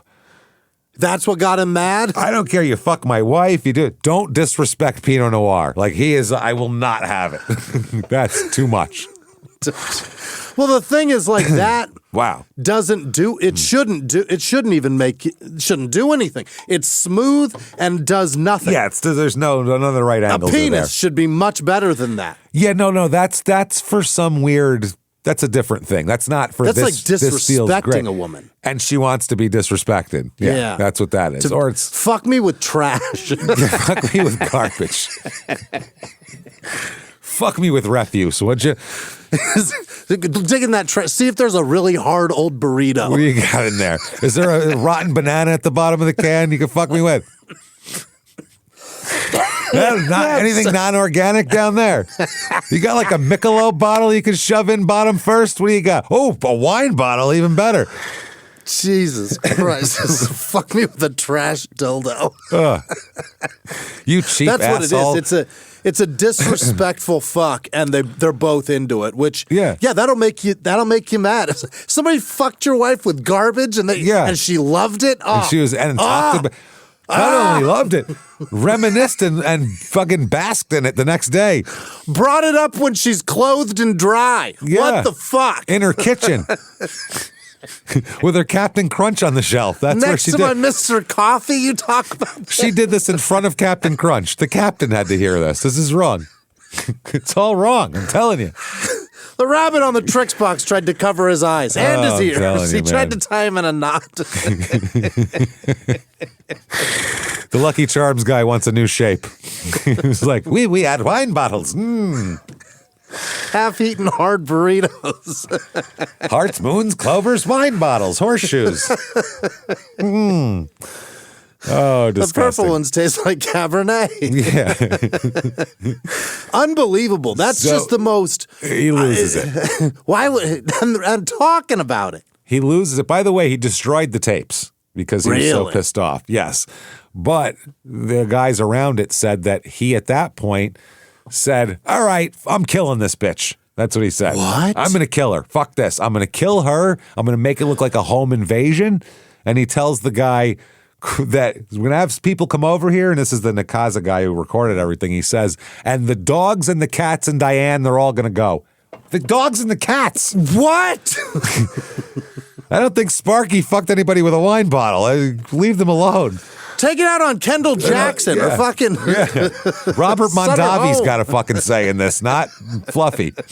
Leave the dog alone. This is crazy. Christ. Ernest and Julio Gallo. The dog didn't stop him? Is that what it is? Apparently they're what she likes, so kill them all. Which would be a very weird scene. They killed the cat, too. It would be a lot to process. So it's at this point that Diane has no idea that this is all going on. Right. She's been heard, but she does feel like the divorce might have a negative effect on her image. Uh-huh. So she sends, this is a letter in late February that she sent to Jim, her boyfriend. Quote, I went to the priest the other day. He tells me I must deal with the external pressures of complaints, i.e., I don't nurse Alan back to health, when I don't give him an opportunity to prove himself, when I don't/won't give you up, when I continue to grow and make independent decisions. Okay. So she must deal with the external pressures of all those things and what they will do. She said, the latter is my problem. Yet regrettably, I spend too much time worrying about what other people think of me. The father, meaning the priest, suggested that during this period of time, I listen to my attorney's advice and be the bitch, etc., that I will be portrayed to be. Oh. So he, no matter what happens, the priest said, he is going to portray you as bitch, whore, gold digger, whatever thing you want to do. So be that. Fuck it. He's going to say you are anyway. Might as well do it and get what you want out of it rather than shrink and try to be nice. So the priest told her that. Hey, be a bitch, would you? And then he closed the little fucking thing. Be more of a bitch, all right? Clack. Show up in court with a bottle of wine every day. And bring an 8-year-old boy next time. Clack. And closed with you when you come to confession. Jesus. Come on. You gotta leave it on the confession plate. And you leave it as a tip. You know, a little something. A little something for the father. So that's what she tells the boyfriend in the letter. Yeah. Now, March 18th, Diane goes to her hairdresser and discusses her fears with him while he made her hair super, super fucking blonde. It's the lightest ash blonde that the L'Oreal line had to offer. Okay. Don't know why I know that, but I do. Almost white. Ric Flair blonde, we'll call it. Yeah. Now, the hairdresser, Douglas Allen Snow, recalled her telling her to take your daughter and just go to Florida. Fuck it. Fuck him. Get the fuck out of here. Get the fuck out of here. Diane planned to initiate the proceedings against her husband this Monday coming up. Mm-hmm. That evening, she didn't meet Jim, even though they had talked about meeting, because she had warned him off that I'm afraid Alan's going to do something. So it's too hot right now, basically. Pussy's too hot. Yeah. The block and the pussy, too hot. Can't touch them. And then there's a board meeting that she's supposed to go to from the college, and this was a normal, like a regularly scheduled after work meeting, basically. Okay. Where they have it's like a happy hour thing every week. Sure. They do. They have drinks after the meeting. They usually have it at the same place. Oh. This week, for some reason, it's changed to a different location at the last minute, so everybody heads somewhere else. Mm-hmm. Okay, and that's kind of important. Now, March 19th, 1982 at 1 a.m., so that's that night, March 18th, she didn't see her boyfriend, went out for drinks, had a hair appointment. She's supposed to be home. 1 a.m. is when she's leaving the meeting. That's at this different restaurant. The board's after meeting drink session gets moved, and at 1 a.m., Diane's a trustee, so she's there. Jim stays away, even though normally he's at these events. Jim stays away per Diane's instructions. She had specifically called and told him not to go to drinks that night. Something about Alan spooked me today. Feels weird. Yeah. And I don't like it. Okay. Now, meanwhile, there is a woman named Genevieve Capstaff who has way too much time on her fucking hands. I mean, yeah. We joke a lot about people on this show, like old people that are, if a car drives down the road, they're looking at writing down their license, but the way too much time on their hands, people. Sure. This lady takes it to a fucking other level, man. How so? Well, she exits the meeting 40 minutes early on purpose, this woman does, so she can go get in her car, reposition it from where she was at to another spot in the parking lot that's not easily seen by the front door, so she can look and see who comes out and who's having an affair together. Which order they leave and who's fucking. Who's going to talk, and then when people pull away, fucking make out at their car or whatever, she's going to sit in the corner and find out. It's 1 o'clock in the morning. Wow. Imagine Genevieve's husband really needs to work on his oral skills so that he rushes home. Genevieve's what? Yeah. Genevieve's cat needs to do what now? Yeah, she's got to get home to somebody. This is crazy. That's an absurd fucking amount of time. I've never heard of someone with no life to this extent, where they sit in a parking lot in the middle of the night. 40 minutes early. It's not like she thinks her husband's having an affair and she's waiting. This is, I'm going to see who's fucking each other. People that don't have anything to do with her. Go home. It's 1:30 in the morning, you fucking lunatic.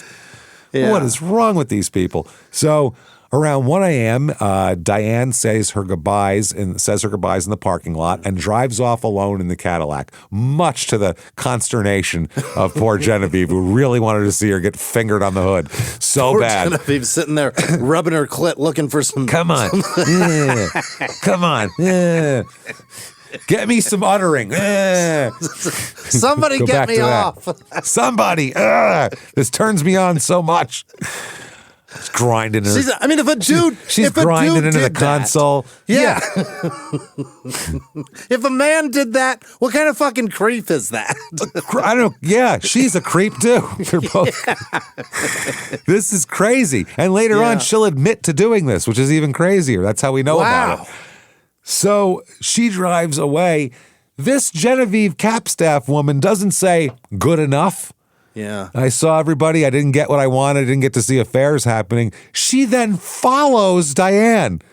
Who are you? You're not a private investigator, and you have nothing to do with anything. Why are you following this? She needs to see somebody fuck. This is talk about a gossip. So she's following her through the streets, kind of trying to set behind her a little bit. Sure. She stopped following her when Diane was about 100 yards from her home. That's when she broke off and turned down another street. Yeah. All the way home to make sure she wasn't going to fuck anybody. That is crazy. The nosiest woman I've ever heard about. Yeah. But we know that Diane definitely left the place at 1 a.m. and Diane definitely drove straight home, and we know Diane was 100 yards from her fucking house at that point. So she was almost home. That we know. Because remember, she disappeared. By 2:30 the next day, Alan's going, she never came to home last night. Yeah. We know she was within 100 yards of home. Mm-hmm. So then that morning, March 19th morning time, that's when the housekeeper, Donna, arrives. And at this point, when she arrives, Alan's always gone to the office. But instead, he's at the kitchen table sitting with the daughter. Right. And she's like, that's weird. And he tells the housekeeper, Diane's missing. I called everyone I could think of. I don't know where she is. She didn't come home last night. Yeah. So Have you heard? I'm here with this kid, and I don't know where this kid goes. Exactly. So then at 2:30 p.m., that's when he called the Cook County Sheriff's Department and, did from the beginning, does the missing persons report. Lieutenant Keating shows up, as we know, and even less idea of why the fuck he's there now. So that's what goes on. His suspicion is Diane's been having an affair with some professor, I don't know who, even though he knows, and I think they ran off together. Well, they look around. There's, no signs of anything. It seems reasonable. Her car's gone. $12,000 worth of jewelry's gone. That's a pretty good indicator. So they go, I guess we'll see if she turns up. Yeah. And they leave. And all right. That's it. Now, Alan wants nothing. You would imagine if your wife is missing, but his excuse is actually not that terrible. If your wife just disappears into thin air, you're going to say, you're going to want all the publicity you can get because you want to find her. But if your wife's been having an affair and you think she ran away with her boyfriend, you might not want that super publicized. So that's he can lean on that of, I don't want my business out here. I don't think my wife is missing. I think she's ran away. She's missing. Yeah, I think she's missing. Yeah. I think she's missing. She's missing. She's missing a little bit. Hold on. A wine bottle. I think she's missing. There's a few wine bottles missing, too. Yeah. Yeah. Also, I checked the wine cellar. There's some things missing from there. So the spring proceeds on and goes into the summer, and we never hear from Diane. Oh, no. Which her 4-year-old, you would think, even if she ran away, she would have some feelers back to her 4-year-old. Full custody. She's not leaving her kid behind. Yeah. Now, Alan does not want any publicity on this at all. Doesn't want to talk to the press. He does tell the press that Diane is, quote, probably shacked up with a boyfriend somewhere. That's what he tells the press. So he's like, I don't know. I'm not that concerned because she's probably shacked up with a boyfriend. Now, at the same time, he's telling other people that he knows that this is very unlike Diane. I don't understand. She would never abandon our daughter. She loves our daughter. She'd never just abandon. So we don't know which story is true from Alan. Now, brother Randy, this is Diane's brother Randy, is having none of this shit. He's hearing nothing. He believes none of this shit for a minute, and he's like, you don't want publicity to find my sister? That's crazy. We're getting publicity to find my fucking sister. He hires a PI. He goes to the press. He's not fucking around. I like this guy. He goes to the press over Alan's objections. And it becomes a pretty goddamn big story that this socialite, high-powered lawyer's wife is missing, and her Cadillac and all that kind of shit. Now, Keating has he's the vice guy, but he has stuck his nose into this investigation also.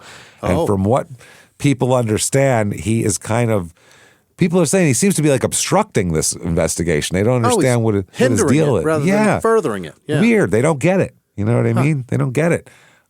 Sometime before summer, we'll say, Alan hires a live-in nanny because, he can't take care of this kid all the time with all the work and the mob shit. Who could take care of a 5-year-old? She's going to get a period one day. When does that happen? I don't know. I don't know. What, 7, 8? I got to get somebody in here. Could be tomorrow. We don't know. So he hires a live-in nanny named Janet Bowers. Yeah. By the way, they will start having an affair very quickly and will eventually be married. Of course they will. Shocking, right? So I wonder what his interviews were like. Hey, how you doing? Not hot enough. Take a hike. How you doing? Your tits are all right. Could be a little bit. I'm going to hold off. No, not you. Yeah. You look pretty good. How's this taste? Yeah. It's the first nanny job where stand up and twirl is part of it. And they're like, I don't understand. Stand up, turn around, you'll do. I know CPR and the Heimlich. Hey. Do one of these. One of these little twirl. I don't care about CPR. It's fine. She ain't going to choke. Don't worry about it. Take your top off. Why don't you? So Alan puts up a $10,000 reward for information on his wife, which basically sounds like, from a guy who's got a lot of money, that sounds like, I don't care whether you find my wife or not. You're not going to find her. I could put up $1 million. I may as well just put up 10 grand. Don't care. That just shows, 10 grand, that's fine. Like, it's not, I would put up more than that if Sarah was missing. If my kid was missing, I might put up some money. I don't think I'd go, maybe 10 grand. I think I'd go higher than 10 grand probably. Let's, make this a temptation for somebody. I figure you should probably go with whatever the ring cost. Oh, that's how you're doing it? That's a pretty good idea, right? Well, back then, Christ, a $10,000 ring would have been like this big. That would be a pretty big ring, yeah. Yeah, you get a point. 10 grand. Today, a $10,000 ring ain't nothing. No, we saw in Love After Lockup. Piece of shit. We saw in Love After Lockup what a $10,000 ring looks like. Yeah, you look like a piece of shit. It's fine, but she's not going to impress her friends. Yeah, it's not holy shit. That's impressive. Yeah. Her friends are going to ask if you guys are okay. Yeah, is everything all right? Should we put you on one of those food chain things? Should we bring you guys a meal every night? That's funny. That's so funny because, like, Sarah, I bought her a ring a couple years after we were married because we were poor when we got married. Yeah. We just started these shows. We had no money at all. I had nothing. I didn't even have a fucking bank account. So I ended up buying her a ring eventually. And she's so fucking cool. When I gave it to her, she was like, she's so cool. She is. She goes, oh, I can't wear this. It's too much. What are you talking about? She goes, no, I'm not wearing it. That's crazy. You have to wear a ring. It's too nice. She said, it's too nice. I'm not wearing that. I don't want that. That's too much. I'm like, what are you talking about? I just bought you. I'm standing there with a diamond ring in my hand arguing. Guys, how many times have you had a diamond gift for your wife and had to argue about the fucking thing? It's hilarious. That's how cool she is, though. That she was like, no, that's crazy. Bring it back. Don't do it. What? Get that out of my house. No, I don't want that. Wow. So there's investigators now, and I'm using air quotes here. Yeah. These investigators. Shit. No, court documents showed that Masters at this point co-owned a brothel with 2 former Cook County Sheriff's police officers. Yeah. And those 2 officers were assigned to the case of the missing person here. God. Okay, which is not great. Also that Masters has bribed police officers for friendly testimony in the past, and they're all his friends, as we know about. So, all of that. Now, enter the FBI. Oh, why? Financial shit. You can fucking disappear your wife all day long, but you start fucking around with credit card machines, the FBI will be up your balls with no problem. So, the FBI went. They had some undercover people against basically in Cook County to try to bring down the vice in that area. Now, what they did was they had mob-connected strip clubs and after-hour joints that were fronting as brothels and all that kind of thing. Yeah. So the clubs would launder the charges through credit card processing companies under respectable business names. Mm-hmm. And it hits your bill like we talked about before. You went to Johnny's Steakhouse instead of Johnny's Whorehouse. It's a big difference. Right. When it comes to the wife at home, she's going to want to know what's up. There was beef involved, but that ain't it. That ain't it. No. Yeah. Yes, there was curtains at the restaurant. Yes. You bet. So it's very nice. Now, the FBI here, the Bureau, what they decided to do was run its own credit card services front.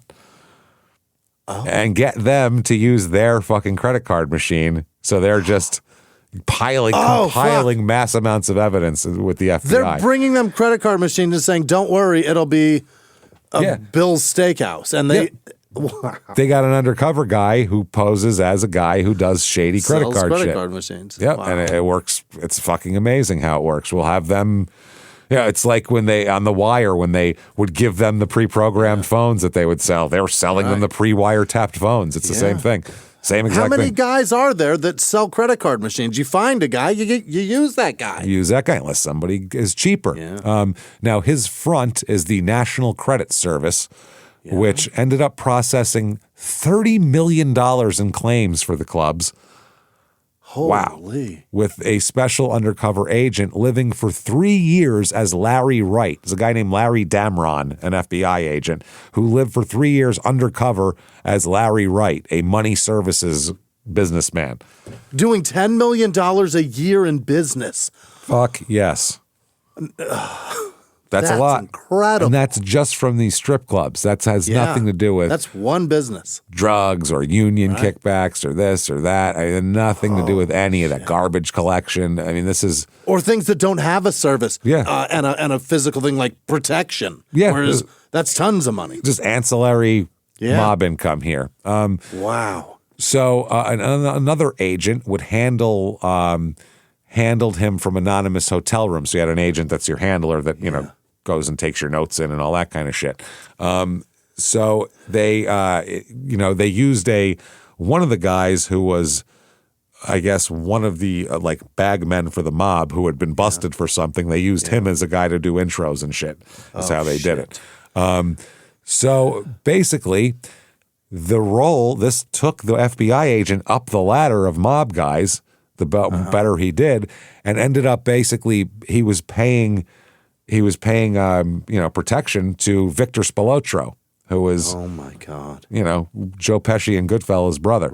Right in it. Not sure if he's the one who got beat with the baseball bat to death or not. We're not sure about that. Fucking cornfield. Yeah, in the cornfield.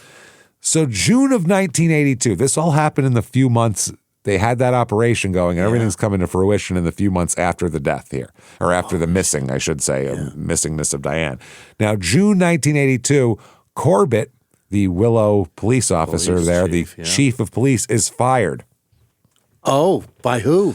The village board for corruption suspicion from the village board. One of his longtime girlfriends told investigators, in addition to all of his corrupt activities that he did, which were numerous and many, he once put a bullet through her beehive hairdo. Quote, he shot at her head? So I wouldn't leave. What movie is that where somebody shot somebody's beehive hairdo? It was a movie. What movie was that? Or TV I don't know, show? but that's fucked up. I saw it less than 6 months ago where somebody did that, shot the beehive hairdo. The police chief did that. Yes, so she wouldn't leave. Oh my God. So how corrupt is he? How corrupt is he? How corrupt is he? Well, he was, like we know, friendly with all these mobsters. Yeah. He inherited $150,000 and a speedboat from reputed mob member Joe Testa, who was murdered in Florida. This is obviously just a way for them to, they were like, a guy died. This is a way to... some shit. Yeah. You can bribe, you rather than bribe him in bags here and there, you could do it out in the open with this. Oh, we got a speedboat, $150,000. Aren't you lucky? Wow.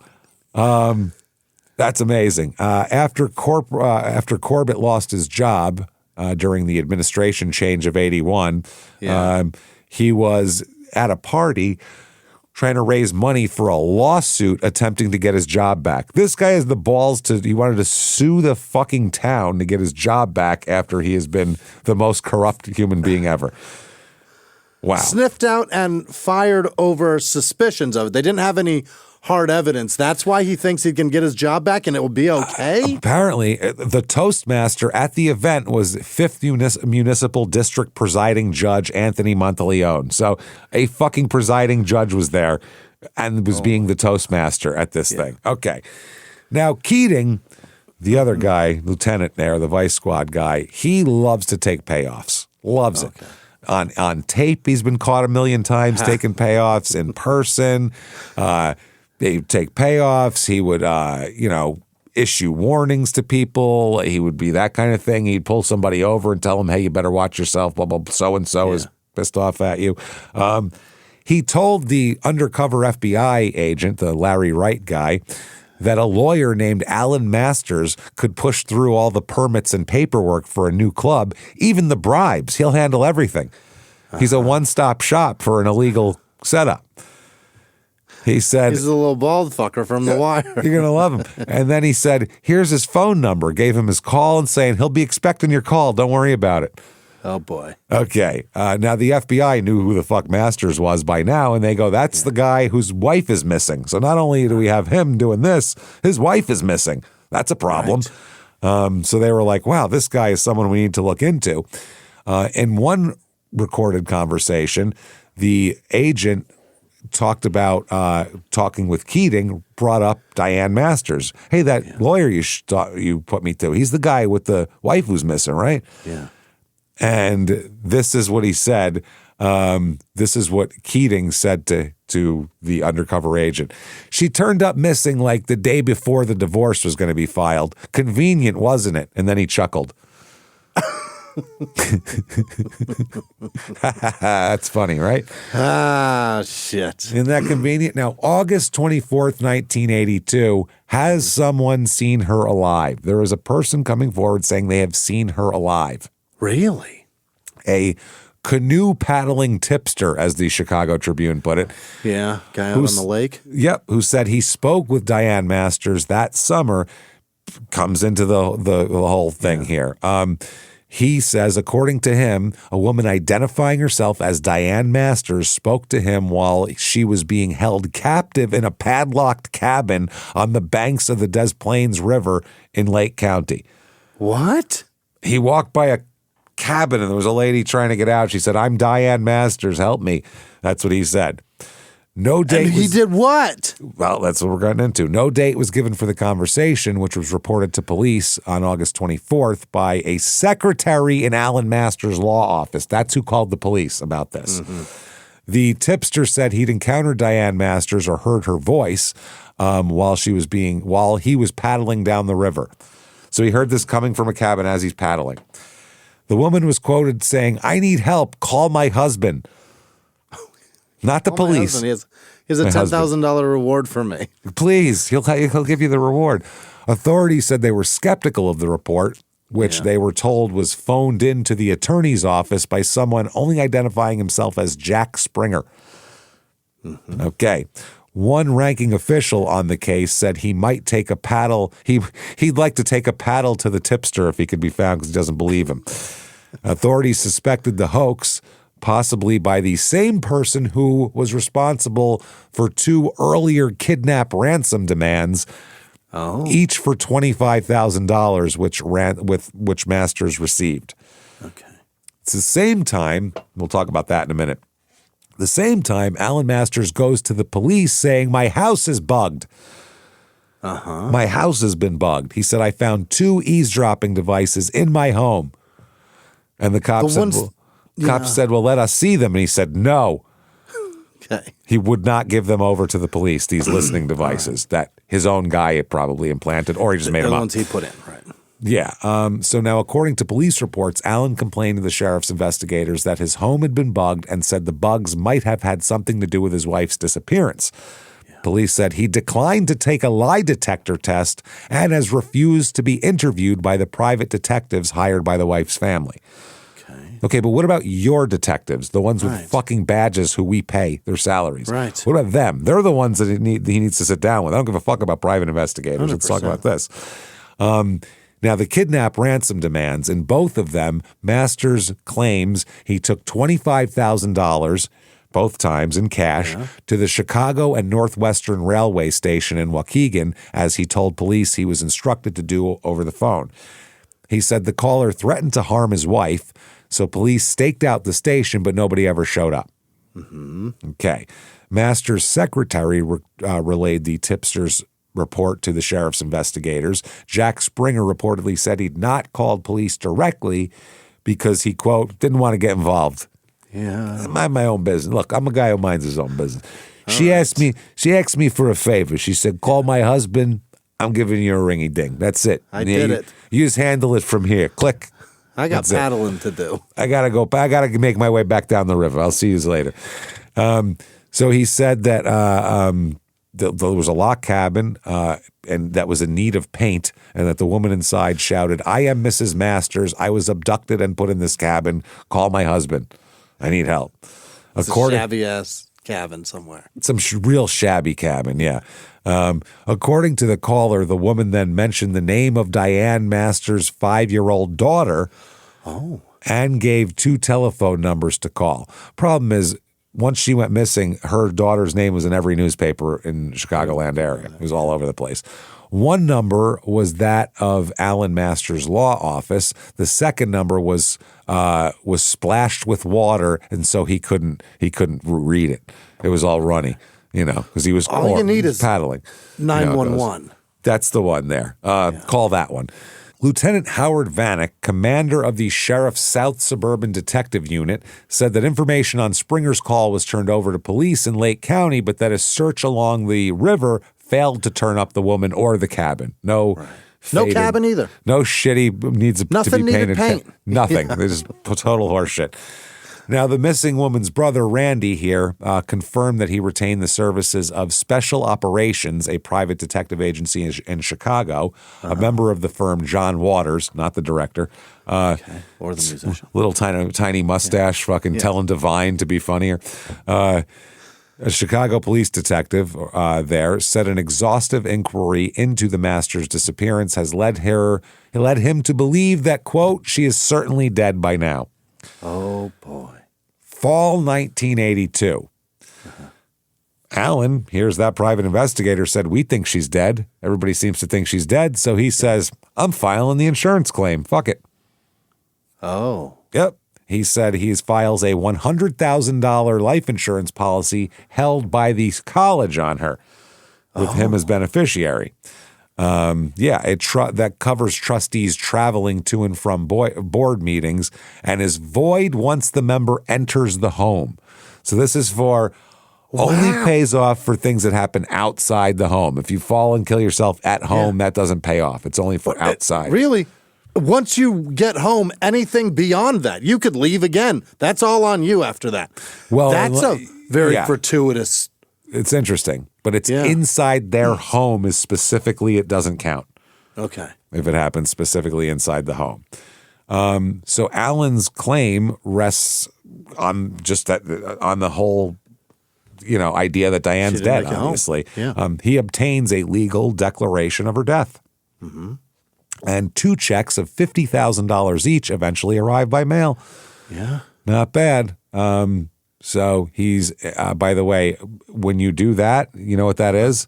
Mail fraud. That's mail fraud right there. Yes, it is. If you get anything out of the mail, it's not good. That's bad. That's bad. He engineered, all of this shit. So they said, the claim, they said, insured board member failed to return home from a college board meeting and has been declared legally deceased beneficiary Alan. So it's on the way home from a board meeting. It's exactly what it's there for. Right. So now there's the estate and some custody shit here. Diane is declared legally dead, and Alan says, well, I get the insurance claim. Now the estate's in play, and Alan now was going to fight with her brother Randy over Diane's share of assets and access to the daughter. Oh, boy. Okay, because now it's a totally different thing. So Randy is now in a civil matter with a guy who he's pretty sure killed his sister, which is amazing. Dangerous. Yeah. Especially this fucking guy. Yeah. December 11th, 1982 comes along here. It has been almost 9 months. That's crazy. That's a long time. This is the Illinois Sanitary and Ship Canal in Willow Springs. Okay. An officer on routine patrol near the canal noticed tire tracks running off the bank and straight into the water. Yeah. If you see tire tracks go right into the water, you go, well, that can't be. Unless the only thing that does that is a car. Unless an amphibious car came out of the river, I think there's a problem here. So he said it looks like a car that's been deliberately driven in. So he calls it in, and the response triggered was overseen by James Ross, the new police chief, who is now honest, who replaced Corbett. Yeah. And his whole thing is, I have to be super up and up because Corbett was so corrupt. Right. Now, the board had installed him because he's very honest. Now, this is a common place where people dump cars for insurance. Yeah. They do salvage operations a lot here. Divers go down expecting maybe a couple stolen cars down there, including the one that drove into the water. Sure. Instead, they find, from some reports, 82 vehicles down there. 82? 82, which is more How than... fucking deep is this canal? It's bigger than a small car lot. That's insane. Yeah, that's huge. Those mom and pop shops don't have 82 cars. No, this is insanity. Holy shit. This is a bunch of give-ups. It's people dumping it for insurance reasons here. I wanted a payout. So this is a dump site. Now, they pull out, on this day, 25 cars out of this fucking mire. The 25th car they pull out, the reason why there's only 25, they stopped on this one. The 25th car is a yellow Cadillac, license plate DGM 19. They all know that car. That's report's been going around for 9 months. Everyone there knows the car. Keys are still in the car, still in the ignition, which is interesting. Now, they were saying that they were going to clean up this canal, and this is what they find. So who shows up at the scene as soon as the car is pulled out? Is it Alan? Lieutenant Keating shows up all of a sudden. Yeah. Nothing to do with this. Why would a vice squad guy be here while they're pulling cars out of a fight? Makes no sense whatsoever. He appeared at the recovery scene. Chief Ross was surprised and said, "What are you doing here?" And he goes, "I don't know. Get back to work, fucker." They don't work for the same people. He's a sheriff. He's a town guy, so he can't tell him that. But he's a lieutenant commander of the vice squad of the county. But he says, "What are you doing here?" Just casually, and he says, "I don't know. Just driving by, saw some stuff there happening. Was some shit happening. Figured I'd take a look." Yeah. So they pull the car out. The inside of the car is empty, other than keys and a couple personal items and things like that. They open the trunk of the car. Yeah, and they find Diane in there. That's where she is. She's in the trunk of the car, decomposed as can be. Yeah, as being in water for 9 months, as you can imagine. Yeah. She's partially clothed, missing her underwear. Oh. From the report here, she was clad in a matching skirt and blazer and brown blouse and a bra and jewelry when she was in the trunk of the car. However, no pantyhose or undergarments or shoes were ever recovered. What is that about? But there is no evidence of sexual molestation of the body. So that's interesting. And they have a theory of why that is. She would be doing this. Now, she's very badly decomposed. They have to confirm her. I mean, they know it's her, from what she's wearing in the car she's in, and her jewelry. But they have to do dental records to absolutely do it. Her skull has been pretty broken and pretty good. 2 bullet entry wounds as well. So she's got blunt force trauma and 2 .22 caliber gunshots to the head as well. And they found 2 .22 caliber shell casings in the trunk recovered from a sleeve of her shirt they fell into. It got caught. Got caught in her shirt there. Wow. So there's that. They have bullet fragments recovered from the skull. Everything's sent to the FBI laboratory, and we'll talk a little more about that in a second. Apparently, her wristwatch and dashboard clock both stopped at 1:50 exactly. Oh, that's right. They had those analog dashboard clocks. Yes, so they're both stopped at 1:50 at this moment. The water will do that. Absolutely, to both of their watches. Yeah. That's interesting. So that's a good idea of when the car went in the water. So they found... By the way, at least 6 of the vehicles found in the 25-foot deep canal belonged to former police officers in Willow Springs or nearby Bridgeview. Hilarious. Or their friends, all of which had been reported stolen, by the way. Unbelievable. Yeah. They said, "We don't believe it was a coincidence that Mrs. Masters' car with her body in the trunk was dumped in the same spot where a bunch of auto thieves have been dumping their cars." Right. Yeah. A bunch of cops. Yeah. They said in most cases, too, the vehicles hadn't even been stripped for parts. They were just insurance dumps. They didn't care about the parts. Wow. If the vehicles were really stolen, basically engines, everything. They were trying to determine, basically the ones with everything on them were dumped for insurance. If they were stripped, it might be a way just to get rid of the carcass of the car. But Masters, they go to him again, and they'd like to talk to him, and he declines to take a lie detector test. No, thank you. Really? Don't think so. So December 13th, Remember Larry White, the undercover agent? He had a meeting on the books with Alan Masters that day to talk about club permits. This is 2 days after the body's found. Yeah. So that's very interesting. Masters apparently got real evasive with the agent and said that I'm all jammed up in court and I can't do it. Didn't say, they just pulled my wife out of a canal, so I got to. I'm jammed up in court. Jammed up in court. Yeah. The agent then called Keating on tape asking why the fuck this is going on. Why isn't he getting with me now? And Keating was very cryptic and said, Masters has too many problems right now. A lot of stuff going on. Call back in 3 or 4 weeks and everything will be fine. We can make it disappear in 3 to 4. We'll make it disappear. Now, December 14th, Chicago Tribune, huge headline, Examiner halts husband's attempt to have the murder victim cremated. He wanted to have her cremated now, right now. That's crazy. So instead, the medical examiner, Dr. Robert G. Stein, said that he's blocking reported requests to have her cremated. So they said Stein said he was informed Sunday night by one of the investigators that Mrs. Masters' husband, Alan, wanted her body cremated. And Stein said he received the same information Sunday from the Willow Springs police chief. He said, quote, I turned him, meaning the husband, down, Stein said. Although he said he hasn't talked to Masters himself. He just denied it on the report. Yeah. Stein says Mrs. Masters' body is in the Cook County morgue and will be held for at least 48 more hours. He said he's told the Cook County State's Attorney's Office that he opposes cremation of the body. He said he took the action for the simple reason that it's a homicide case, and he said the body is evidence in the cause of death. Absolutely. He said possibly we might even have to exhume the body sometime for further examination, so we might even need it later. I don't even want to bury it right now. Yeah, I'm going to hang on to it for a fucking minute. All of her relatives, including her brother, want her buried anyway. That's what they were wanting to begin with. But, I mean, if they were not divorced and in a thing, Alan would have control over that unless the medical examiner says no. They said there was no, the brother said there was no reconciliation and Diane was filing for divorce. So they're very skeptical of Alan and anything he does. So they hired the private investigator. They also said her photo will hang in the Diane Masters Shelter for Battered Wives, which is now going to be named after Diane. Or it was named after her when it opened because she had done so much work and time and donated money to it. And now they're going to put her big picture up now, too.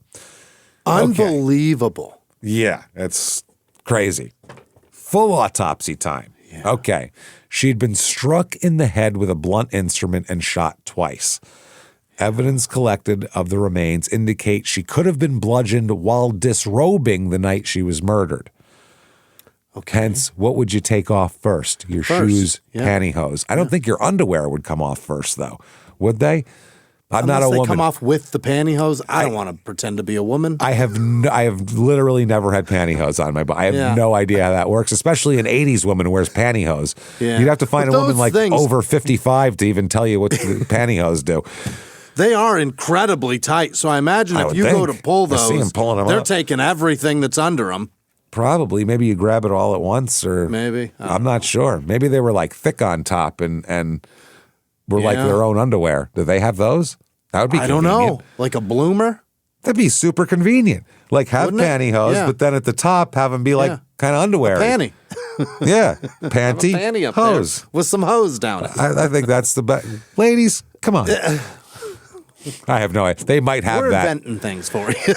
that was probably invented in enjoy. That was invented in 1953, and we're just like, yeah, that's what you do. Sure. God, we're idiots.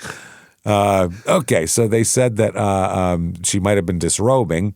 They said Stein, the medical examiner, quizzed this week by the Star newspaper on the 4-year-old unsolved murder case, this is later, indicated that a broken cheekbone discovered during an autopsy of Diane very possibly was caused by a blow from a blunt object. Possibly, the medical examiner said the object could have been some kind of blackjack or leather-wrapped lead instrument with a spring handle. Schwap, like mobsters use back in the day. Stein said that at first the gunshots, he thought the gunshots could have broken her cheekbone, but later said the trajectories passed from right to left in a straight line and that it was quite possible she'd been struck with something else as well. So beaten then shot rather than just shot. He said it was also quite possible she'd been shot after she was dumped into the trunk of her car. Only one of the .22 caliber shell casings was found, and that was in the sleeve of her blouse. Okay. So that would be hard to do from another position. If she was standing up, it'd be hard for the shell casing to go up her sleeve. She'd have to be unconscious in there. Yeah. Yeah. Now, he refused to draw any definite conclusions from the report when asked if the fact that Mrs. Masters was naked from the waist down and the blouse was unbuttoned, if that was indicative that she could have been in the process of undressing. That's when he said it's possible, quite possible. Certainly. Yeah. Which would mean put her at home, which would also mean that insurance policy should have been paid out too. Null and void. Null and void. Now, Diane's family and friends, they attend a big memorial for her. Uh-huh. They have a huge one, and it's a big deal here, obviously. They have a big eulogy for her. They said Mrs. Masters' husband, Summit Attorney Alan Masters, sat almost motionless with his head bowed during the 40-minute service, occasionally stroking the head of the couple's daughter, 5-year-old Andra, and comforting those seated next to him. Uh-huh. So he showed up at it and acted like it was all fine. Yeah. Now, police and prosecutors begin to refocus their investigation onto the death of Diane following this, obviously, the finding of the body. Because now they know it's a murder probe anyway. They don't, she's not in Bolivia somewhere, living it up. Yeah, and you don't commit suicide this way. Impossible. I don't know how you would roll yourself down the canal after you shot yourself. Yeah, that'd be tough. So, and get rid of the gun too. That'd be tough. Yeah. The probe, they said, is now being spearheaded by the Willow Springs Police Department. It's said to be seeking new clues to add to evidence gathered from the autopsy of her body and her car. Now, Diane's husband, Alan, is still a, quote, likely candidate for questioning, the police say, or the police tell the newspaper. I would say. One assistant Cook County State's attorney said, I'm sure he'll be talked to by police authorities. Certainly. I would hope so. Chief Ross vowed, whoever did this is going to pay. Okay. They're going to pay. Ross assumed command, obviously, from the last corrupt guy.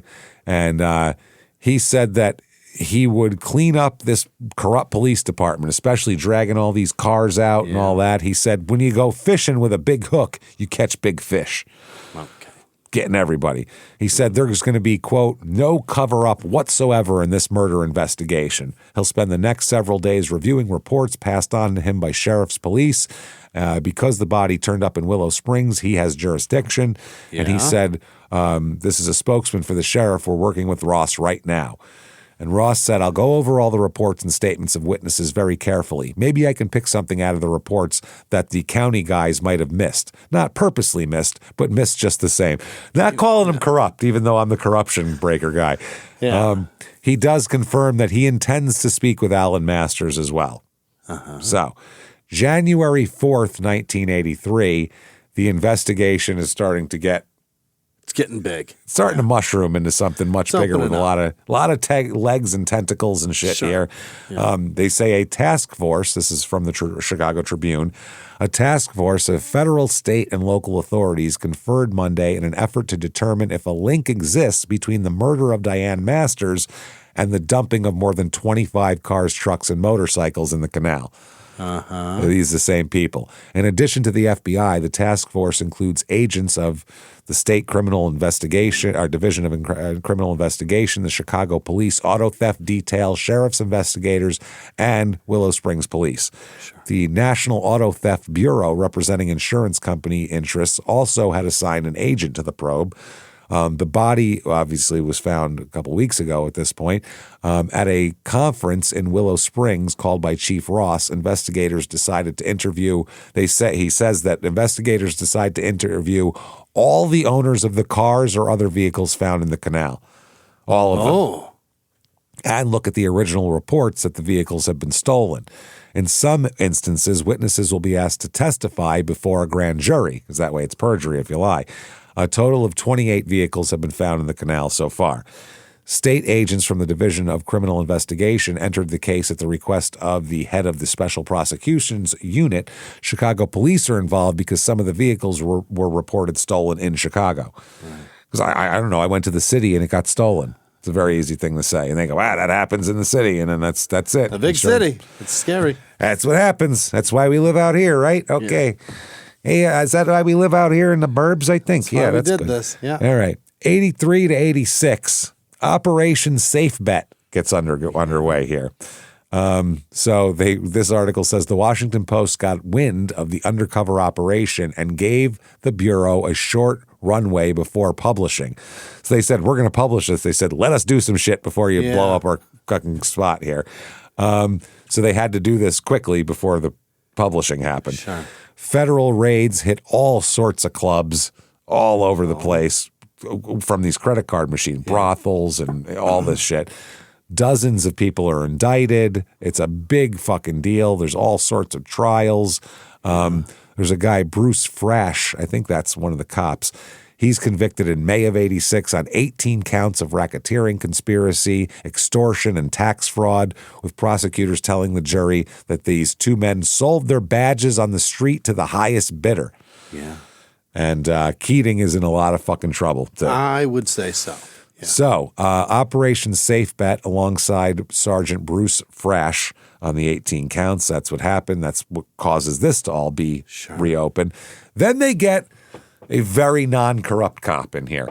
Okay. A guy named John Jack Reed. Goes by Jack. A lot of Johns went by Jack back in the day. Yeah. Jack Reed, who's just a fucking dude who is very honest as the day is long.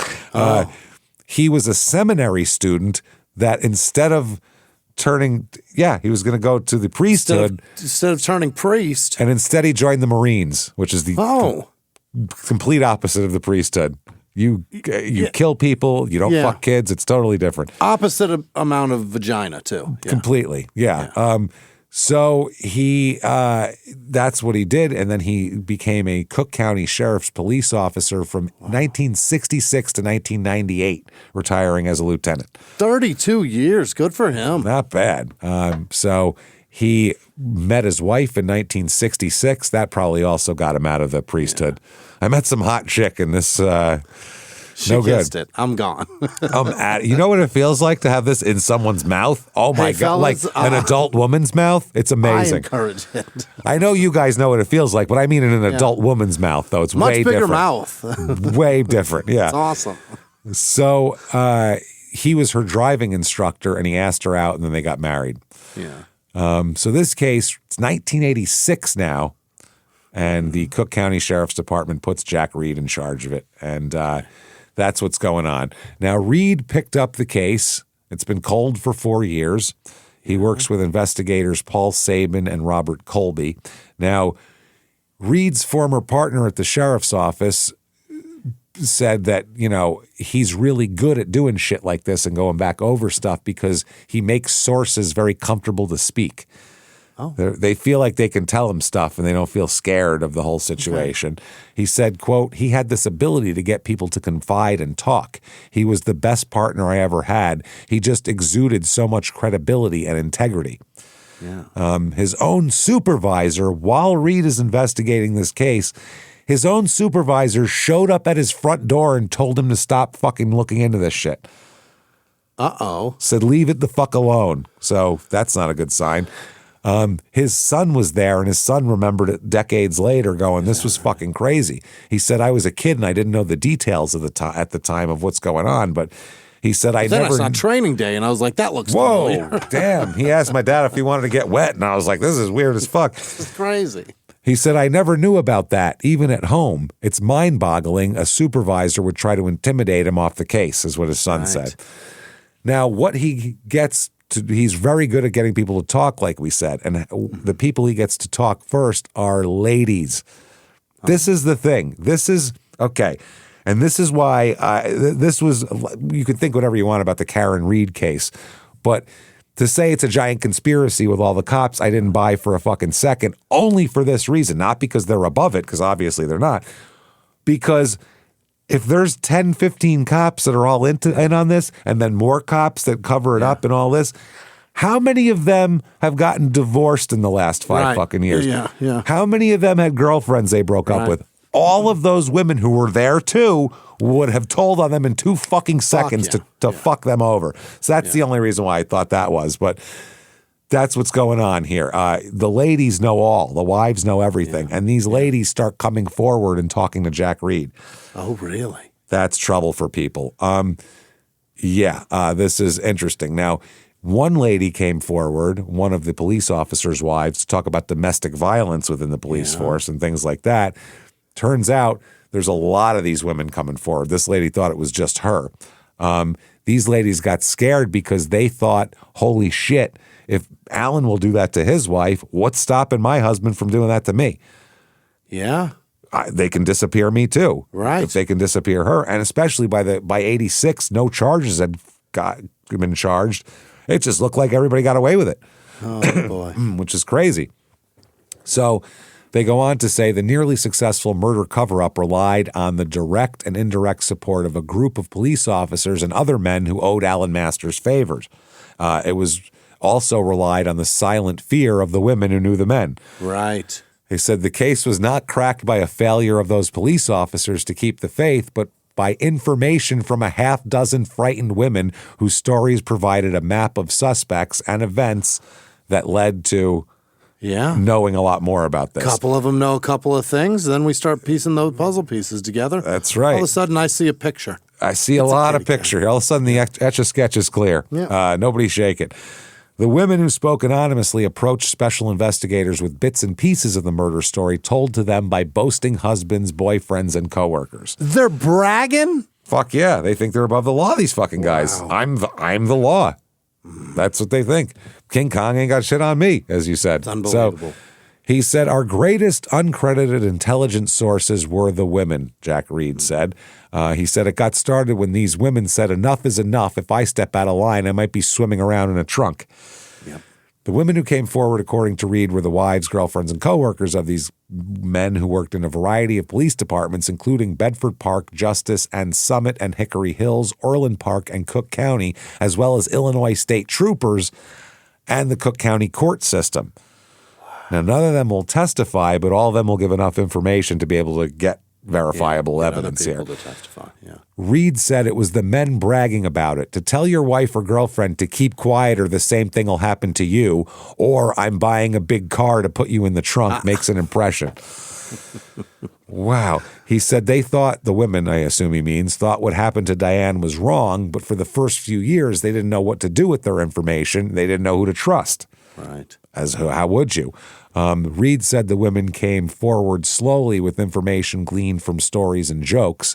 He said, we were bumbling around with no sense of direction until then. They gave us an outline of what happened. Now, what happened was domestic fucking violence. They said that Diane was a victim herself of domestic violence. One of her friends said that she'd seen Alan shove Diane down a flight of stairs during the early years of their 10-year relationship. That's crazy.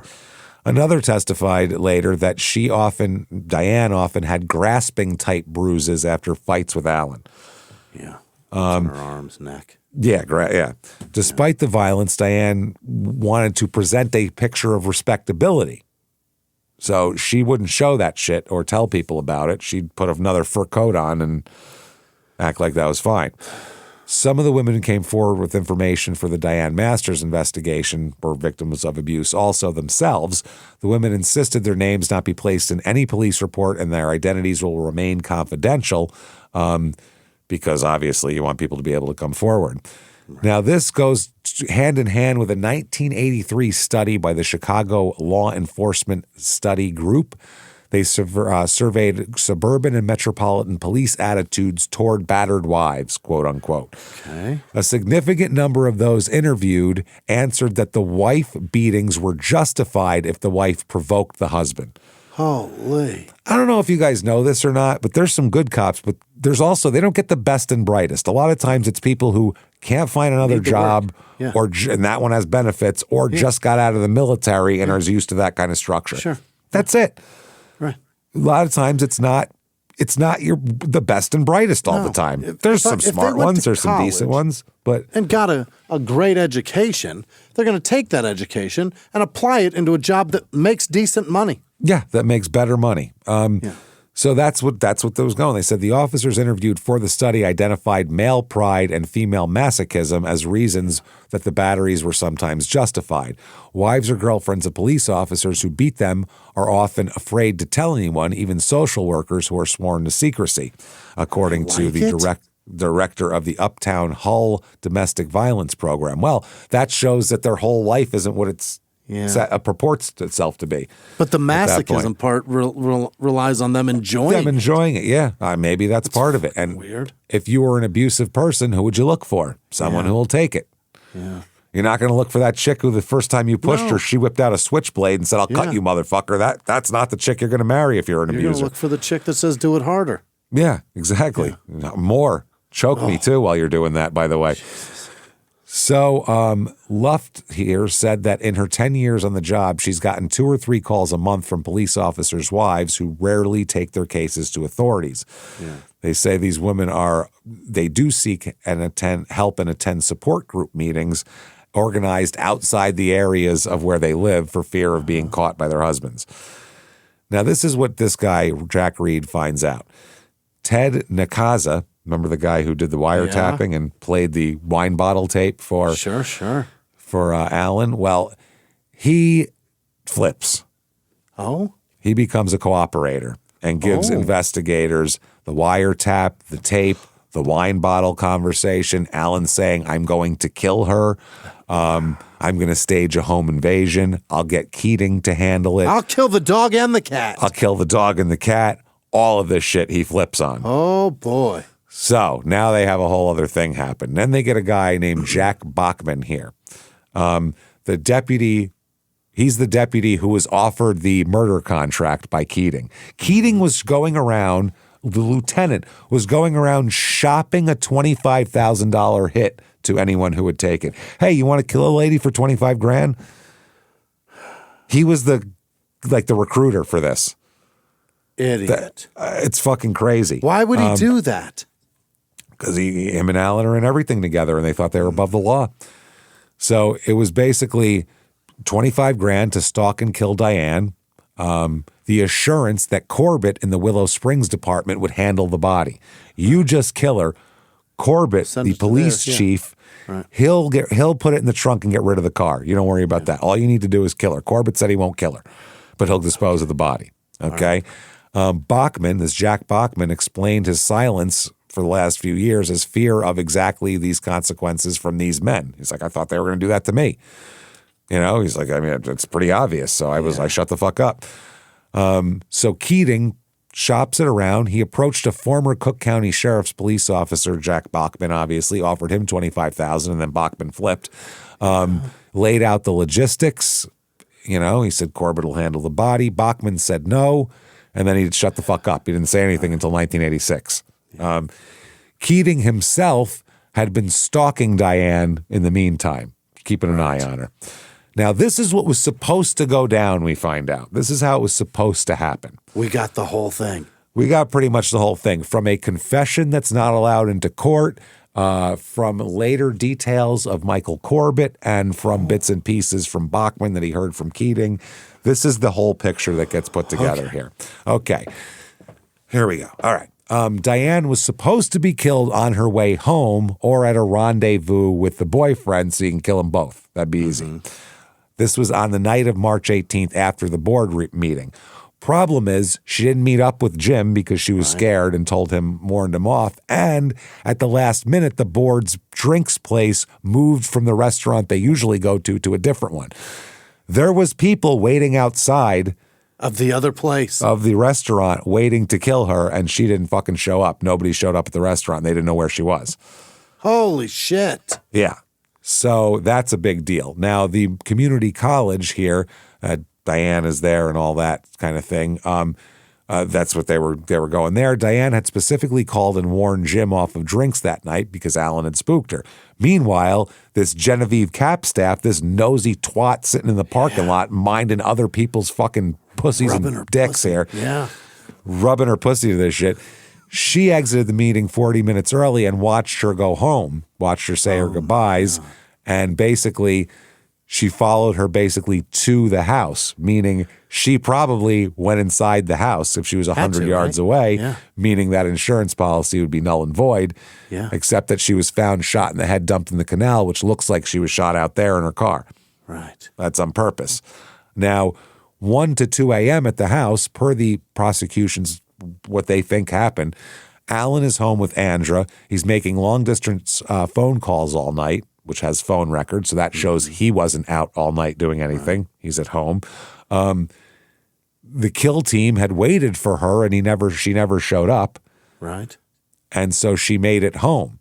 This is according to the prosecutor. He said this: Diane Masters made it home that night and very much surprised the man who was home. He heard the door open and was like, what the fuck? How? I had her killed tonight. This is bullshit. So they think Diane walks in, begins undressing for bed, kicks her shoes off, unbuttons her blouse, pulls down her pantyhose. And they think Alan then went to it himself and hit her with a blunt instrument, 2 blows to the head, they believe. So at first they thought it was just in the back of the head and the cheekbone was broken from a bullet. Now they don't think that it was the cheekbone broken from a bullet. They think it was a shot in the face. Then pre-dawn, Alan phones Chief Corbett. Corbett arrives with an unidentified accomplice. We don't know who. Diane is either at this point dead or dying. They're not sure. Either way, they place her in the trunk of her own Cadillac. The car is driven off and stashed in a garage near the Chicago Sanitary and Ship Canal that they know of. Oh. Alan stays home with his daughter, making more phone calls, making sure he's got phone records, is doing things. And then the housekeeper arrives to see Alan at home. He calls in the police report at 2:30. Then late that night at the canal, about 22 hours after the attack, the prosecution believes Corbett fired the 2 rounds in her head, probably, or his accomplice, one of the two. They said basically the way they did it was 22 to the head, 2 shots. That's a mob hit. 2 to the head, Jimmy. Remember that? It's a mob hit. She may have been alive signature. At that point. Yes, that's what they think. She may have been alive in the trunk, just in the garage all day. So this would make it look like a mob hit, which would take Alan off the fucking hook here. So it wouldn't read as a domestic violence attack anyway. So then they roll the Cadillac into the canal. Done and done. Like a fucking card, like a card fucking dealer. Yeah. I'm out. Unbelievable. So that's it. They think that Michael Corbett was responsible for dumping the car with the body in the canal and all of that sort of thing. That is the most fucked up thing I've ever heard, I think. It's fucking awful. It's so absolutely calculated. Disgusting. It's one thing to have these disgusting plans to carry out yourself, but the more people are involved in some conspiracy, the grosser it gets. Like, all these people are like, let's kill this nice lady. Yeah. Fucking crazy. Wow. So also witnesses testified, and we'll find out who, that they saw Corbett and another man near the canal in the moments before they say Diane's body was dumped there. He was seen at the canal. Then basically what they did is spring and summer, they basically did a non-search. Spring and summer? Are you shitting me? Of 82. While he was gone. Said, I thought you were talking about 2 people named Spring and Summer. No. I was like, what do you mean? Spring and summer, 1982. Yeah. While that's when he was telling everyone she's probably shacked up. Yeah. And all of that sort of thing. That's when the brother brought everything. Now, 1986 in May, Keating is on trial for corruption. Yeah. He is fucked, and he is going to be sentenced for taking bribes to connect mob-connected chop shops and all this type of shit as a part of Operation Safe Bet. Keating and former chief of the department's intelligence unit and Bruce Frash, the former chief of vice control, were convicted of soliciting and accepting bribes from brothel and strip joint owners, and both were sentenced to, you sir, may fuck off, 15 years in federal prison. That's a good sentence, but He's so much scummier than that. Oh, he's got more. Don't worry. Yeah? That's just the first one. Okay. He's also married, but they found had, quote, several girlfriends. Of course he does. Yes, he does. So that's why he's doing all this. Yeah. Then there's other corrupt cops here. 3 other former members of the Cook County Vice Squad, Ronald Napora, Robert Wynick, and William Collins, were sentenced to 6 months in prison for accepting bribes to overlook gambling and prostitution. One of the men's attorneys called the Vice Unit, quote, a virtual toxic waste dump of corruption. Wow. When the guy in charge is the most corrupt guy going. Keating's one of the most scummy cops I've ever heard of in my life. He's insanely scummy. So he is sentenced to 15 years. And Keating allegedly, like we said, told the they talk about Keating, how he's still on the hook for being a part of the Diane Masters murder because he told an undercover agent that it was pretty humorous that she disappeared in such a timely manner. So funny. The other thing we find out, in an affidavit filed in U.S. District Court by FBI Special Agent Gerald Lee Boutin, Keating allegedly said Alan Masters had been questioned by police, but, quote, that he wouldn't have any further problems concerning the disappearance of his wife. He's good. Yeah. I talked to him and it's fine. No big deal. Boutin stated, I have examined the file of Cook County Sheriff's Police regarding the disappearance of Mrs. Diane Masters. James Keating was personally involved in that investigation. Yeah. He purposely... Of course he was. Wow. Keating's affidavit further alleges that during the November 27th conversation between the Larry White, the FBI agent, and Keating, the sheriff's lieutenant asked the agent if he had been approved by the outfit to open a strip joint in the Summit area.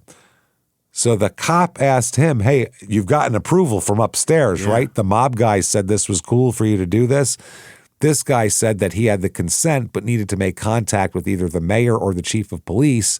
And Keating said that he talked with an attorney by the name of Alan Masters about getting this worked out for you. Keating claimed that Masters is, quote, a terrific lawyer who can get anybody off any beef because he pays cops, judges, and everybody else. That's on tape talking to an FBI agent. You fucking idiot. You moron. Fucking I'm so idiot. glad. I'm so glad he's stupid as shit. Right? If these people weren't so stupid, you could totally hide this. Keating also allegedly said he spoke with Masters concerning Larry White's plan and told Masters that Larry White would be coming to see him. Keating provided Larry White, is that his name? Larry White, with 2 of Masters' telephone numbers, warning the agent that to contact the attorney, quote, on a safe phone. Hey, Masters, I'm sending you a guy. Don't worry, he's not an FBI agent. I told him a lot of things. One thing I know he's not is an FBI agent, so you're good there. So what does Alan have to say? What did he tell him? Well, he's contacted by the Southtown Star newspaper here, and he said he'd like to review the allegations, and I'll comment at that time. I'd love to see what they know. Horseshit. May of '87, federally indicting Michael Corbett now, the old police chief here, for extortion and racketeering from his time as chief. He is going to plead guilty. Yeah, because he's a little bitch. Yeah, he's going to flip too, as we'll talk about here. They also said prosecutors said Corbett had set fire to a Willow Springs nightclub in an insurance scam while police chief. Wow, that is crazy. He is sentenced to, you, sir, may fuck off, 4 years in federal prison because he pled. He's going to get out. Alan Masters this week labeled all of there was a television reporter's question of whether he saw his wife after she left the restaurant after that board meeting, and he called that, quote, a ludicrous question. Okay. So ludicrous it'll be at the state fair this weekend. Yeah. At every state fair, America. Everyone. Early 1988, Alan gets married again. Yeah. He marries his housekeeper. Yep, Janet Bauer. June 13th, 1988, Corbett is arrested. Mm-hmm. He is arrested. For the murder plot now. Yeah. And he confessed that he was the person who put Diane's car in the canal while saying, I didn't know she was in the trunk, though. Oh. I just got rid of the car. He said he just sank cars. That was what he did. People paid him for it all the time. He doesn't know what's in the car. He said, this one happened to be occupied. What do you want from me? He's been dealing with the mob his whole life. He knows what to say. Hey, I don't know. Yeah. I mean, how was I supposed to know? Yeah. Well, any lawyer would have said that. Why would you open the trunk? You just did that. You already got in trouble for that. So that's not even a new thing. Keating was then arrested, and then finally Alan Masters was arrested, charged with racketeering and bribery, plus planning, soliciting, aiding, and abetting the murder of his wife, too. Nobody is going to be like actual murder. It's all conspiracy to commit murder because they don't know who did it. Okay. So the federal government they can't charge murder. That's a state crime. And this is a federal trial.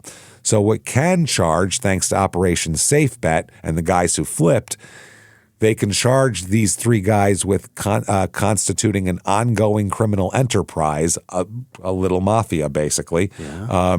And the judge would, see if that will fly, basically.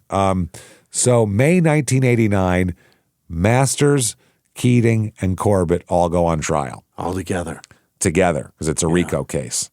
It's like a fucking mob case, essentially. So they're charged with conducting an enterprise's affairs through a pattern of racketeering activity, which is RICO. And that's how they do it. They're both provisions of the RICO Act, having other people, the conspiracy. The statute provides that enterprise includes any individual, partnership, corporation, association, or other legal entity, and any union or group of individuals associated, in fact, although not a legal entity. And Keating set it all on tape, so you're all fucked. You're all fucked. The statutory term pattern of racketeering activity requires at least 2 acts of racketeering activity. Easy.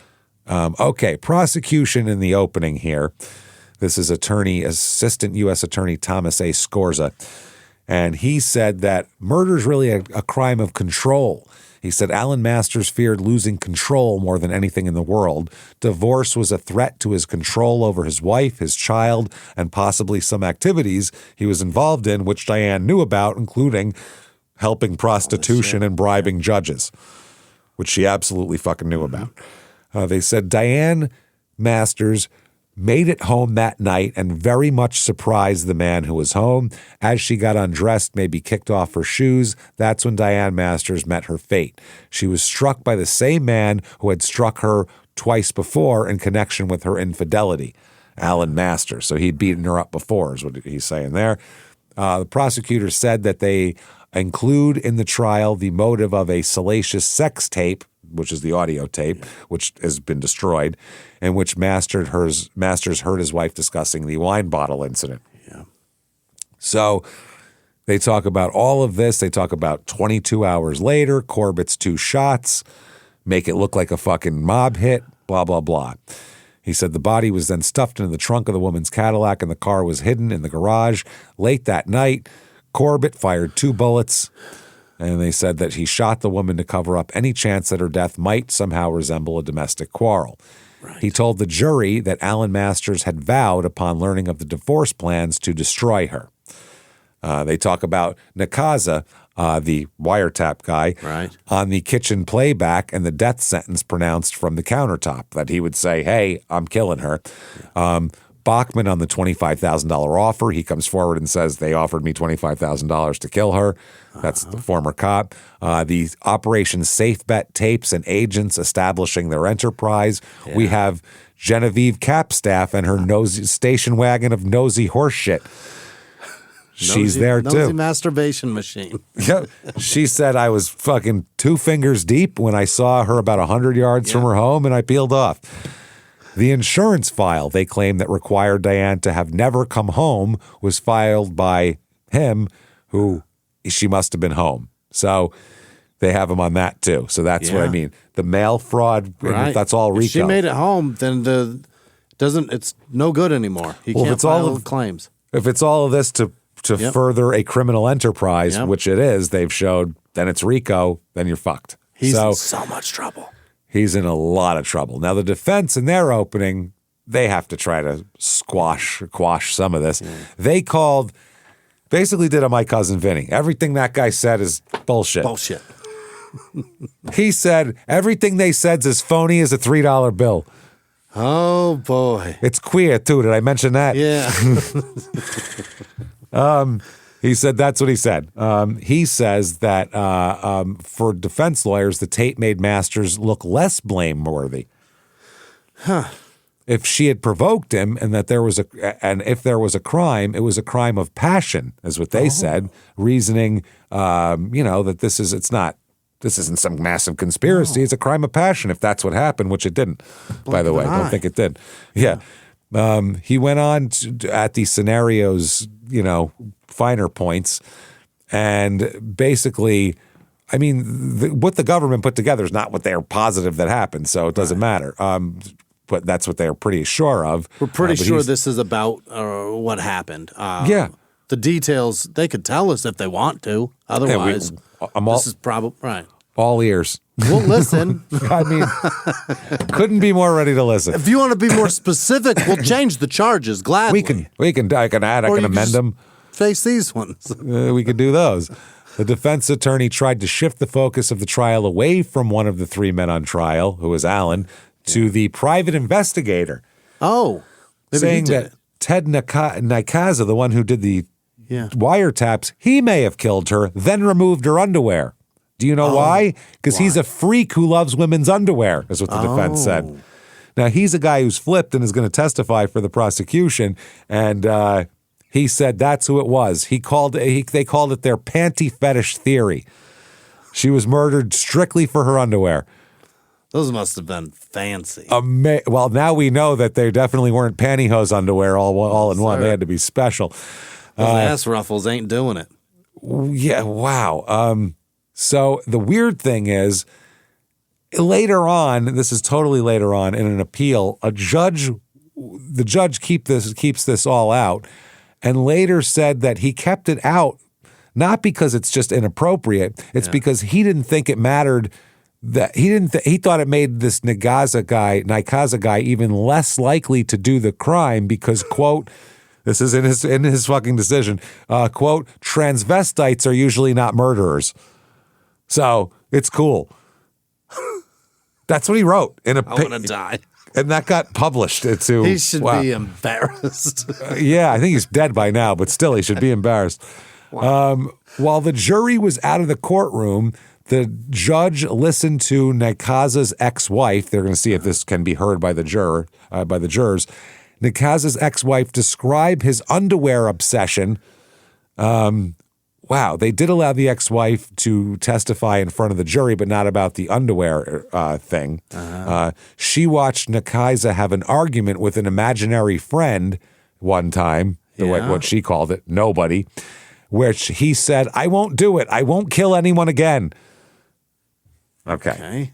Now, there's also a secretary, a police dispatcher for West Suburban McCook, who once worked as a secretary in Masters' law office and said on the witness stand that while he was married to Diane, she had an affair with Masters too. So he has a lot of affairs. Robert Olson, a former Willow Springs policeman, testified that just as he was coming on duty at 11 p.m. March 19th, 1982, he heard 2 gunshots fired from the direction of the canal. Upon arriving there, he testified he saw Michael Corbett driving away from the area where the body was recovered. Oh, my God. However, FBI Special Agent David Parker testifies for the defense that during an interview in January of 83, this other cop implicated that he was standing with Corbett and another officer when they heard the shots fired. Then the 3 of them headed in different directions to investigate. So we don't know which is true. Yeah. There's also Clyde Snow, an anthropologist specializing in the examination of skeletal remains. Mm-hmm. And he said that she was probably first struck on the front and back of her head with a considerable amount of force. He says he based the conclusions on the angle of the bullets and the fact that a cartridge from the gun used in the shooting was found in her sleeve, like we said. Then we get some dirty cops here. Vanek, Buckendahl, and Hine were all more than 20 years veterans with the police force here.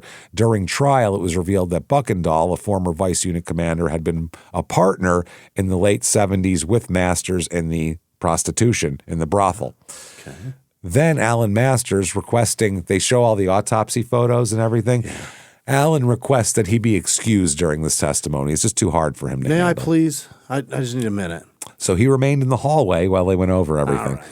They should have said, no. Fuck you. No, the jury has to see it. Yeah. What the fuck? Corbett, who was already in prison when he was brought to the trial, told prosecutors that Alan Masters had asked him to murder Diane.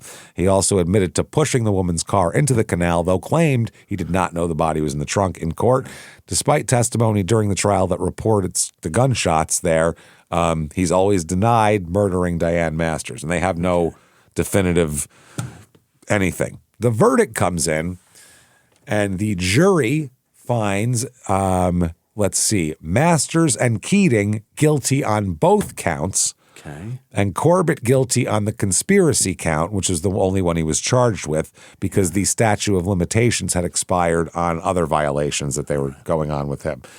Now, the special verdict form gave jurors a checklist of racketeering acts to check off. Okay. They checked that Masters planned and solicited the murder. They checked Keating's aiding, abetting, and obstruction during the murder. They checked Corbett's sinking of the car, and the line for the murder itself, they just left it blank. Like, we don't know who did it, so just blank on that. So they found everything they needed and just didn't decline to answer the last question there. Right. So they are all found guilty, like we said, of all that stuff. Now, June 89, the judge gives Masters and Keating the same sentence here. All right. Different. Masters gets, you, sir, may fuck off, 20 years and another 20 years. 20 and 20 and another 20. And so they end up with basically 20 years, but concurrent, 40 years, but concurrent. So it's 20 years. So they get back. Now, Keating gets 20 years and 15 years. So 35 years total. And Corbett gets an extra 20 years. The judge also fines Masters $250,000 on the conspiracy count and ordered all three defendants to forfeit criminal proceedings of $42,000. Oh. These are all pre-sentencing things. There were other counts in the indictment based on the two RICO counts, but the jury acquitted them on those counts. Okay. By the way, where's their daughter during all this? What the fuck's going on? I hope Randy got her. No, she lives with Jan Bauer at that point. Oh, the fucking new wife? The new nanny wife. So I don't like that. Eventually, Randy will, I believe, get custody of the kids, and he will end up working out an arrangement so the kids can see Alan and have contact with Alan. Oh. Because it is their father. So that's whatever. I guess they want to, and he felt bad. So they have, even after this, they have no one's been convicted of the actual killing. Wow. It's all conspiracy to do it. But nobody is actually, they didn't say definitively this person's convicted of pulling the trigger. Yeah. Doesn't happen. So Masters appeals. Oh, boy. He attacks the whole architecture of RICO, basically. He said, how can a lawyer, and two cops be an enterprise? Because that's not an enterprise. Well. Now, there's also police departments and law firms attached to that, which makes it, that helps. And the court, the statute says enterprise includes, not means, an association, and an association will, in fact, will do fine. Do bribery schemes plus a wife murder form a pattern? And the appeal says yes, because the murder was in the enterprise servicing its principal. Right. So the convictions stand. But the sentence gets vacated on a technicality about whether the new sentencing guidelines should have applied, since the concealment conspiracy ran past the guidelines' November 87 effective date. Masters demanded guideline resentencing, doing the math that the guidelines would force a lower number. The court says, okay, resentencing. That's fine. You get that. So Keating, who had adopted all of Masters' arguments, also gets that same thing. Okay. Ditto. So that sounds good. Sentence over terms. Masters and Keating had argued that the judge erred when he sentenced them to prison for terms of 40 and 35 years, respectively, by not adhering to the 87 federal sentencing guidelines. Sentence overturned. Okay, Masters getting resentenced. His attorney argued that he should be resentenced to a prison term that would result in his release after 17 years. To do otherwise would result in a prison term more than he could have gotten if he was sentenced to murder in state court. The attorney argued that under those guidelines, the seriousness of Masters' offense called for life in prison. Now, the judge, what he does is sentences him to another, you sir may fuck off, 40 years in prison, but under new federal sentencing guidelines, which means that he must serve at least 24 years before he's eligible for parole now. Before, he would have been eligible for parole in less than 10 years. So he argued himself into into 14 years more. A much more substantial sentence, and a maximum of 30 years before he gets the parole hearing.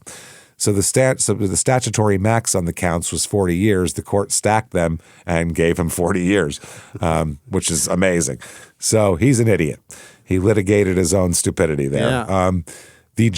One judge said, judges and genies have this in common. By granting supplicants exactly what they wish for, they may produce misery and regret. Yeah, don't ask for a 10-foot cock. Yeah, that's what you want. You want a 10-foot cock? There you go. All right. Now, good luck hiding it. Now you're a sex offender. Put that in the bed of your pickup truck when you go to the store and enjoy. Oh, man. So Keating tried to yank his own resentencing request back once he saw what happened, but the court said, nah, homie, you filed those papers. Back in the fucking jail. So Diane's sister-in-law, Randy's wife, Kathy, said, you've got to be happy that he'll be in there longer. Yeah. You got to love that. Yeah, that's good. Now, there's been several books and shit on this case.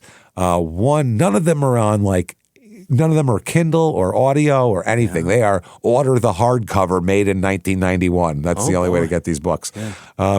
One is Shattered Hopes, a true crime story of marriage, murder, and cover-up in the suburbs by Barbara Schaff. That's on Amazon. To buy the actual book. Another book is Blind Justice, A Murder, a Scandal, and a Brother's Search to Bear the Truth. Oh, Randy. Also available on Amazon, not in any convenient way to read. Yeah. Then in 1992, there's a movie based on the Blind Justice book called Deadly Matrimony. Oh, boy. Which is not the worst name for an episode of this show. No. Not terrible. It's about on the nose, isn't it? It's a little. It's the only thing why I would go. It's kind of on the nose, you know. It's a bit too much.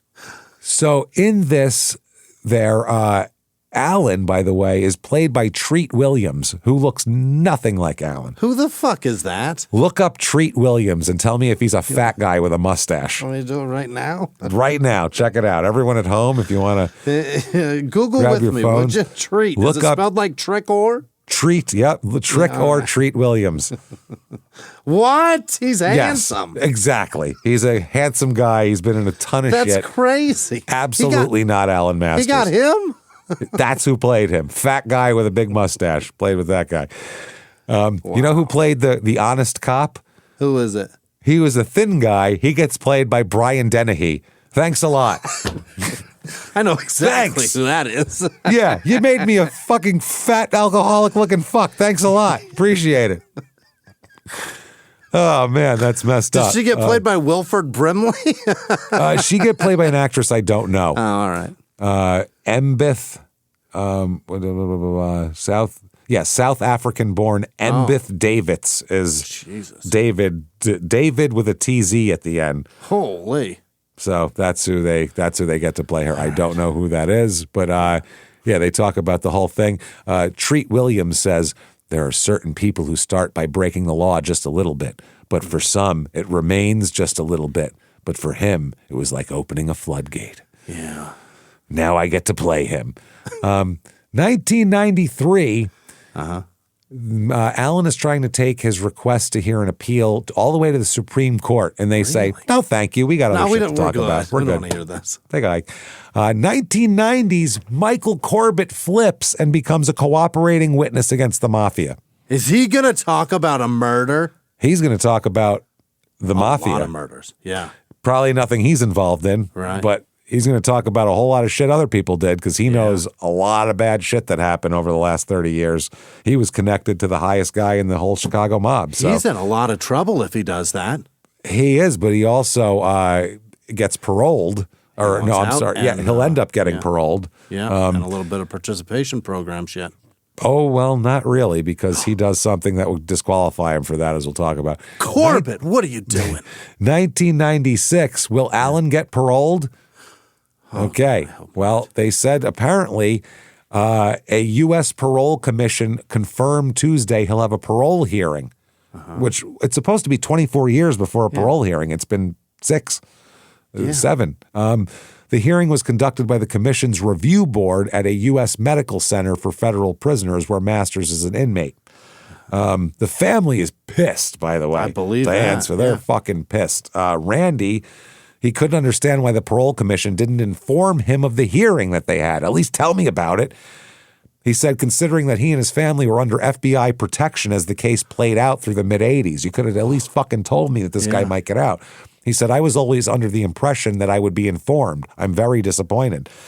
Another township resident, Palos Township resident, Lee Harris, who served on the community college board with Diane, said she was outraged when friends and family were not told of this. She said, this is a callous disregard for the local citizens who stood up and volunteered whatever information they had to law enforcement to help them put a very deadly criminal in jail. Right. It would appear as far as the federal law enforcement officials are concerned, once they have garnered a successful prosecution, to hell with the concern and interest of those who helped them with that successful prosecution. One has to wonder if the federal justice is simply a numbers game, the numbers being that of successful prosecutions, not the safety of the public at large.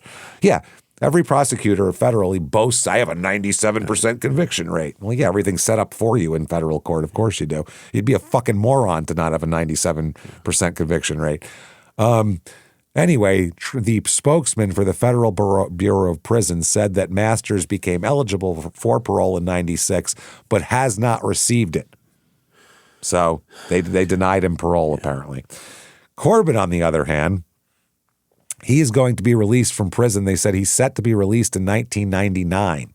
Yeah. The parole board heard his case in September of 97 and issued its decision on October 4th of 97. Corbett's release is contingent with his continued good behavior in prison. Right. So he gets out, moves to Florida, and writes a book. Oh, boy. Which that automatically puts you out of the protection program because you're writing, you're under your name, you're writing a book under your real name. Henry Hill was already out of that when he wrote Wise Guy, and then that's how that went. So the book he writes is called Double Deal, and he writes it with Sam Giancana's nephew, who's also named Sam Giancana. Yeah. By the time the late 90s came around, all those guys that were kind of like the older guys were dead. Some of them were acting like they weren't in the mob anymore, and it's time to write books now, and now they all do podcasts, so who knows. So in this book, he actually, says that he was the one who put the Cadillac into the canal, just like he said in court. So October 9th, 2000 here. Allen, by the way, had been in early 2000. He was transferred to the Pekin Federal Correctional Institution. And he's apparently gets sick, and October 9th, 2000, he dies. Oh, good. Good. Allen's dead. I think he's 65. That. Fuck off, you dickhead. At least he died miserable. Yep. And a letter from the grave emerges. Stop it. Oh, we're going to get an answer to this fucking case, What'd by he the say? way. We're going to get an answer. Prosecutors said that Allen Masters confirmed that he beat his wife to death with a pistol in the driveway of their home. With a pistol? His statement was not allowed to be used at trial. That's why. They had to keep this. Part of the thing is they weren't allowed to release this until he died. So once he died, they said that's why they were fine with never getting a trigger man, because they know they got the trigger man. Because it was him. Yeah. It was him. And so he's the one. He said she was already dead when she was shot. The shooting was only to make it look like a mob hit. It was pointless. He just hit her in the face and crushed in her the skull. head with the pistol twice? 2 pistol whips, crushed her skull. She was dead. Wow. That's fucked up. July 27th, 2004, Corbett dies too of cancer at 60. Good for you, dick face. Keating, I don't know what the fuck happened to Keating. I don't know why. He's got to be dead by now. I hope he's cancer. Born in 45. If he's not, he's in his early 80s if he's not dead. Yeah. The Masters kids, by the way, they believe that Andra ended up becoming a Chicago area attorney. Really? And both of Alan's sons were also both said to have practiced law in the Chicago area as well. So all 3 of his kids apparently became attorneys. Wow. And the murder house, it was just for sale. So it just closed. Really? I just found it was closed. I don't know if it's the exact house or if they built a new one or what. It looks like it's got some newer stuff on the outside, but they could have just done the face of it. That's easy. Because it says built-in and there's no built-in date on here. Dash. It's on an 1.5 acre, 4-bedroom, 3-bath, 2,229 square feet, in-ground pool in the back and all that. Very modest. Yeah, but nice. 1.5 acres. Yeah. It's nice place. I'm not sure. That's why I think it's probably a new house. I think there was a bigger house there and they probably there may have been down 2 or something. Or 2. This house, though, $675,000 it just sold for. So wow. There you go, everybody. Palos Park, Illinois. Holy shit, is that a long road of fascinating. When I said exposing corruption, brothels, bribes, and cold-blooded murder in the beginning, I wasn't fucking around. It's deep. That is a deep-ass case, and I can't tell you guys how hard that was to put all that shit together. Yeah, I believe so much. Oh, my God. My head's about to pop here. Wow. So thank you for joining us. If you enjoyed that, tell everyone about it. Get on whatever app you're on. Give us 5 stars. Netflix thumbs up is huge. Do that. It helps a shitload. So thank you, everybody that does that. Certainly listen to our other shows, Crime in Sports, which we promise you don't have to like sports. Yeah. You have to find us mildly amusing and like a crazy story, and you'll love it. And Your Stupid Opinions, which is just fucking hilarious. So check that out. Listen to those. Follow us on social media. We're at Small Town Murder on Instagram, at Small Town Pod on Facebook. You can find that. You can go to shutupandgivememurder.com. Right. Go there. Get there and get tickets for live shows, everybody. Oh, baby. We are going to be in Milwaukee at the Pabst on September 18th. Not a lot of tickets left for that. Get those now. Yeah. Minneapolis at the State Theater the 19th of September. Get those tickets too. Get them right now. Milwaukee's beating you, Minneapolis. Are you prepared for that? I don't think you are. I love Minneapolis. We fucking love Minneapolis. Jesus Christ. Yeah. Yes, can't wait. So do that and come see us there. Also, the rest of the year, we're in Dallas, San Jose, Sacramento, Tarrytown, and Boston. Shutupandgivememurder.com is where you get all that shit. Patreon is something that you need because, man, we pump out that Patreon. Patreon, patreon.com/crime in sports, just like the name of our other show there. That's where you get all the bonus material. Anybody, $5 a month or above, you get every damn drop of shit that we put out, including as soon as you subscribe, you're going to get access to almost 400 bonus episodes that you've never heard before. Then new ones every other week. It's a whole other feed. It's great stuff. This week, what you're going to get for Crime and Sports, and it's $5 a cup of coffee is all it is. Yeah. Come on. Crime and Sports, Kirby Puckett this week, the beloved Minnesota Twin center fielder there. And then for Small Town Murder, Maternal Instinct, the lady who cut the baby out of a woman. What and a then bitch. Said, oh, no, it's mine. I just had it in the car real quick. Something's wrong with her. Oh, that interrogation footage is crazy, too. She's a nut. Her excuses are crazy, dude. They're fucking nuts. Boy. We'll get into all of them. Trust me. So check that out. Patreon.com/crime in sports. In addition to that, you also get everything we put out ad-free. All 3 shows ad-free. And on top of that, and we don't mean just the Patreon, we mean regular shit, all ad-free. Then you get a shout-out at the end of the show, which is right now. Jimmy, do me a favor. Hit me with the names of the most wonderful people in the world who would never conspire with multi-jurisdictional police departments to kill us and have our ultimate demise. Hit me with them right now. This week's executive producer, Peyton Meadows. Happy hour in Hillsboro, Texas. Kip, Kristen, and Jamie for Julie. They're going to be in Wisconsin. Janice Hill. Gary Howard in New Orleans. Angela Brawford. Taylor Jane Cooper. Emily Cropper. Eileen Herbertson. Laura Ludecker McGrew. Brandon Adams. Sarah Yarnes. MJ. And Scat James. His wife is Christy. She's... going through cancer treatments again. God Jesus, damn it. That sucks, man. Well, our hearts go out to you. And our other producers thoughts this are week with you, my brother. are Kristen Leach, Sarah Maynard, Katie with no last name, Serena Hillman, Willow Tucker, Colton Adams, Stephen Figueroa, Stephen Kirkman, Amber Starkey, Aaron McIlvey, Andrea with no last name, Michaela Gilchrist, Steve Israel, John with no last name, Johnny D, Kitty with no last name, Soko Microblading, Caitlin Courtney, Silas Lockwood, Jody Wilson, Sandy with no last name, Terry, nope, that's Taylor, Sir Heinrich, Paula with no last name, Brandon Goins, David Reif, Jody Hayes, Tyler Racco, Kathy Bollinger, Cy McElwain, Brenna Dobrowski, Rachel Newcomb, Marcy Brown, Marsha Thompson, Brianna Nelson, Che with no last name,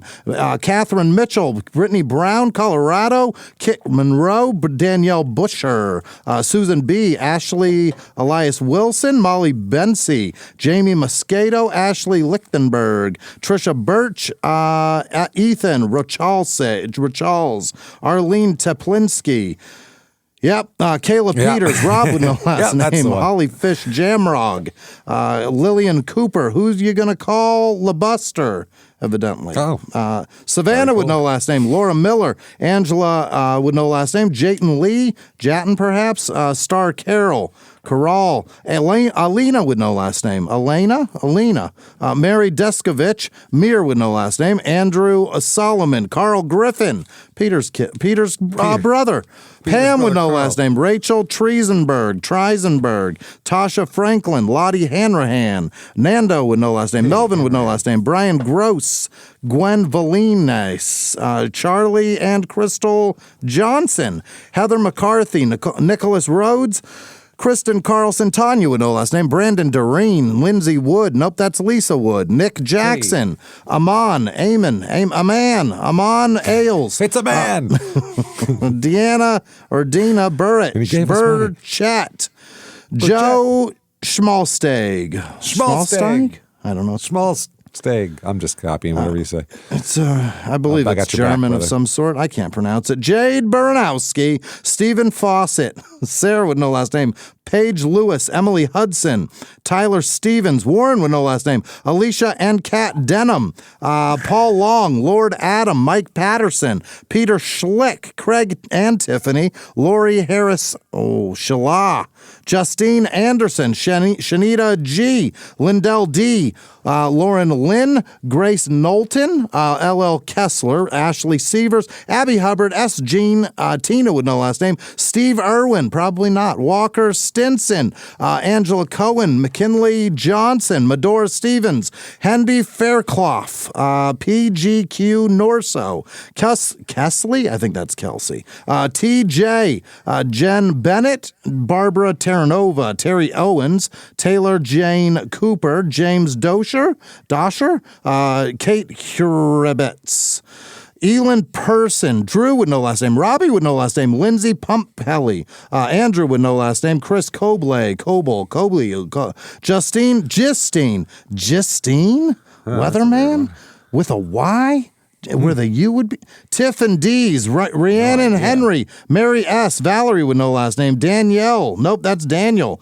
Hey man, Cora with no last name, Kimberly Jennings, Fumbles, no last name, Karsten Spry, Stack or Stace 03, Katie Goodwin, Nicole Belling, Sue McKay, Gabrielle with no last name, Retro Wrestling Archive, Jessica Freeze, Smooth Hoosier, that's good, Annie Terrell, Nicole Rushton, Hugh Janus. That's a great guy. Yeah. Riley Jones, Lisa Dorsey, Thomas Vicanti, Cat with no last name, Sadie McIver, Despina Huerta, Kristen Valerie, William Heiser, Mr. Moose, and Karen Hall. Thank you all so much. Thank you so much, everybody. Wow. Fuck, you guys are great. Thank you, goddammit. You're the best. We appreciate the shit out of you. If you want to find us anywhere on social media or anywhere else, shutupandgivememurder.com is really the place to go. That's home base for this whole operation. So go there, find your merch, find your cool stuff, and keep coming back and seeing us week after week after week, because until next week, everybody, it's been our pleasure. Bye.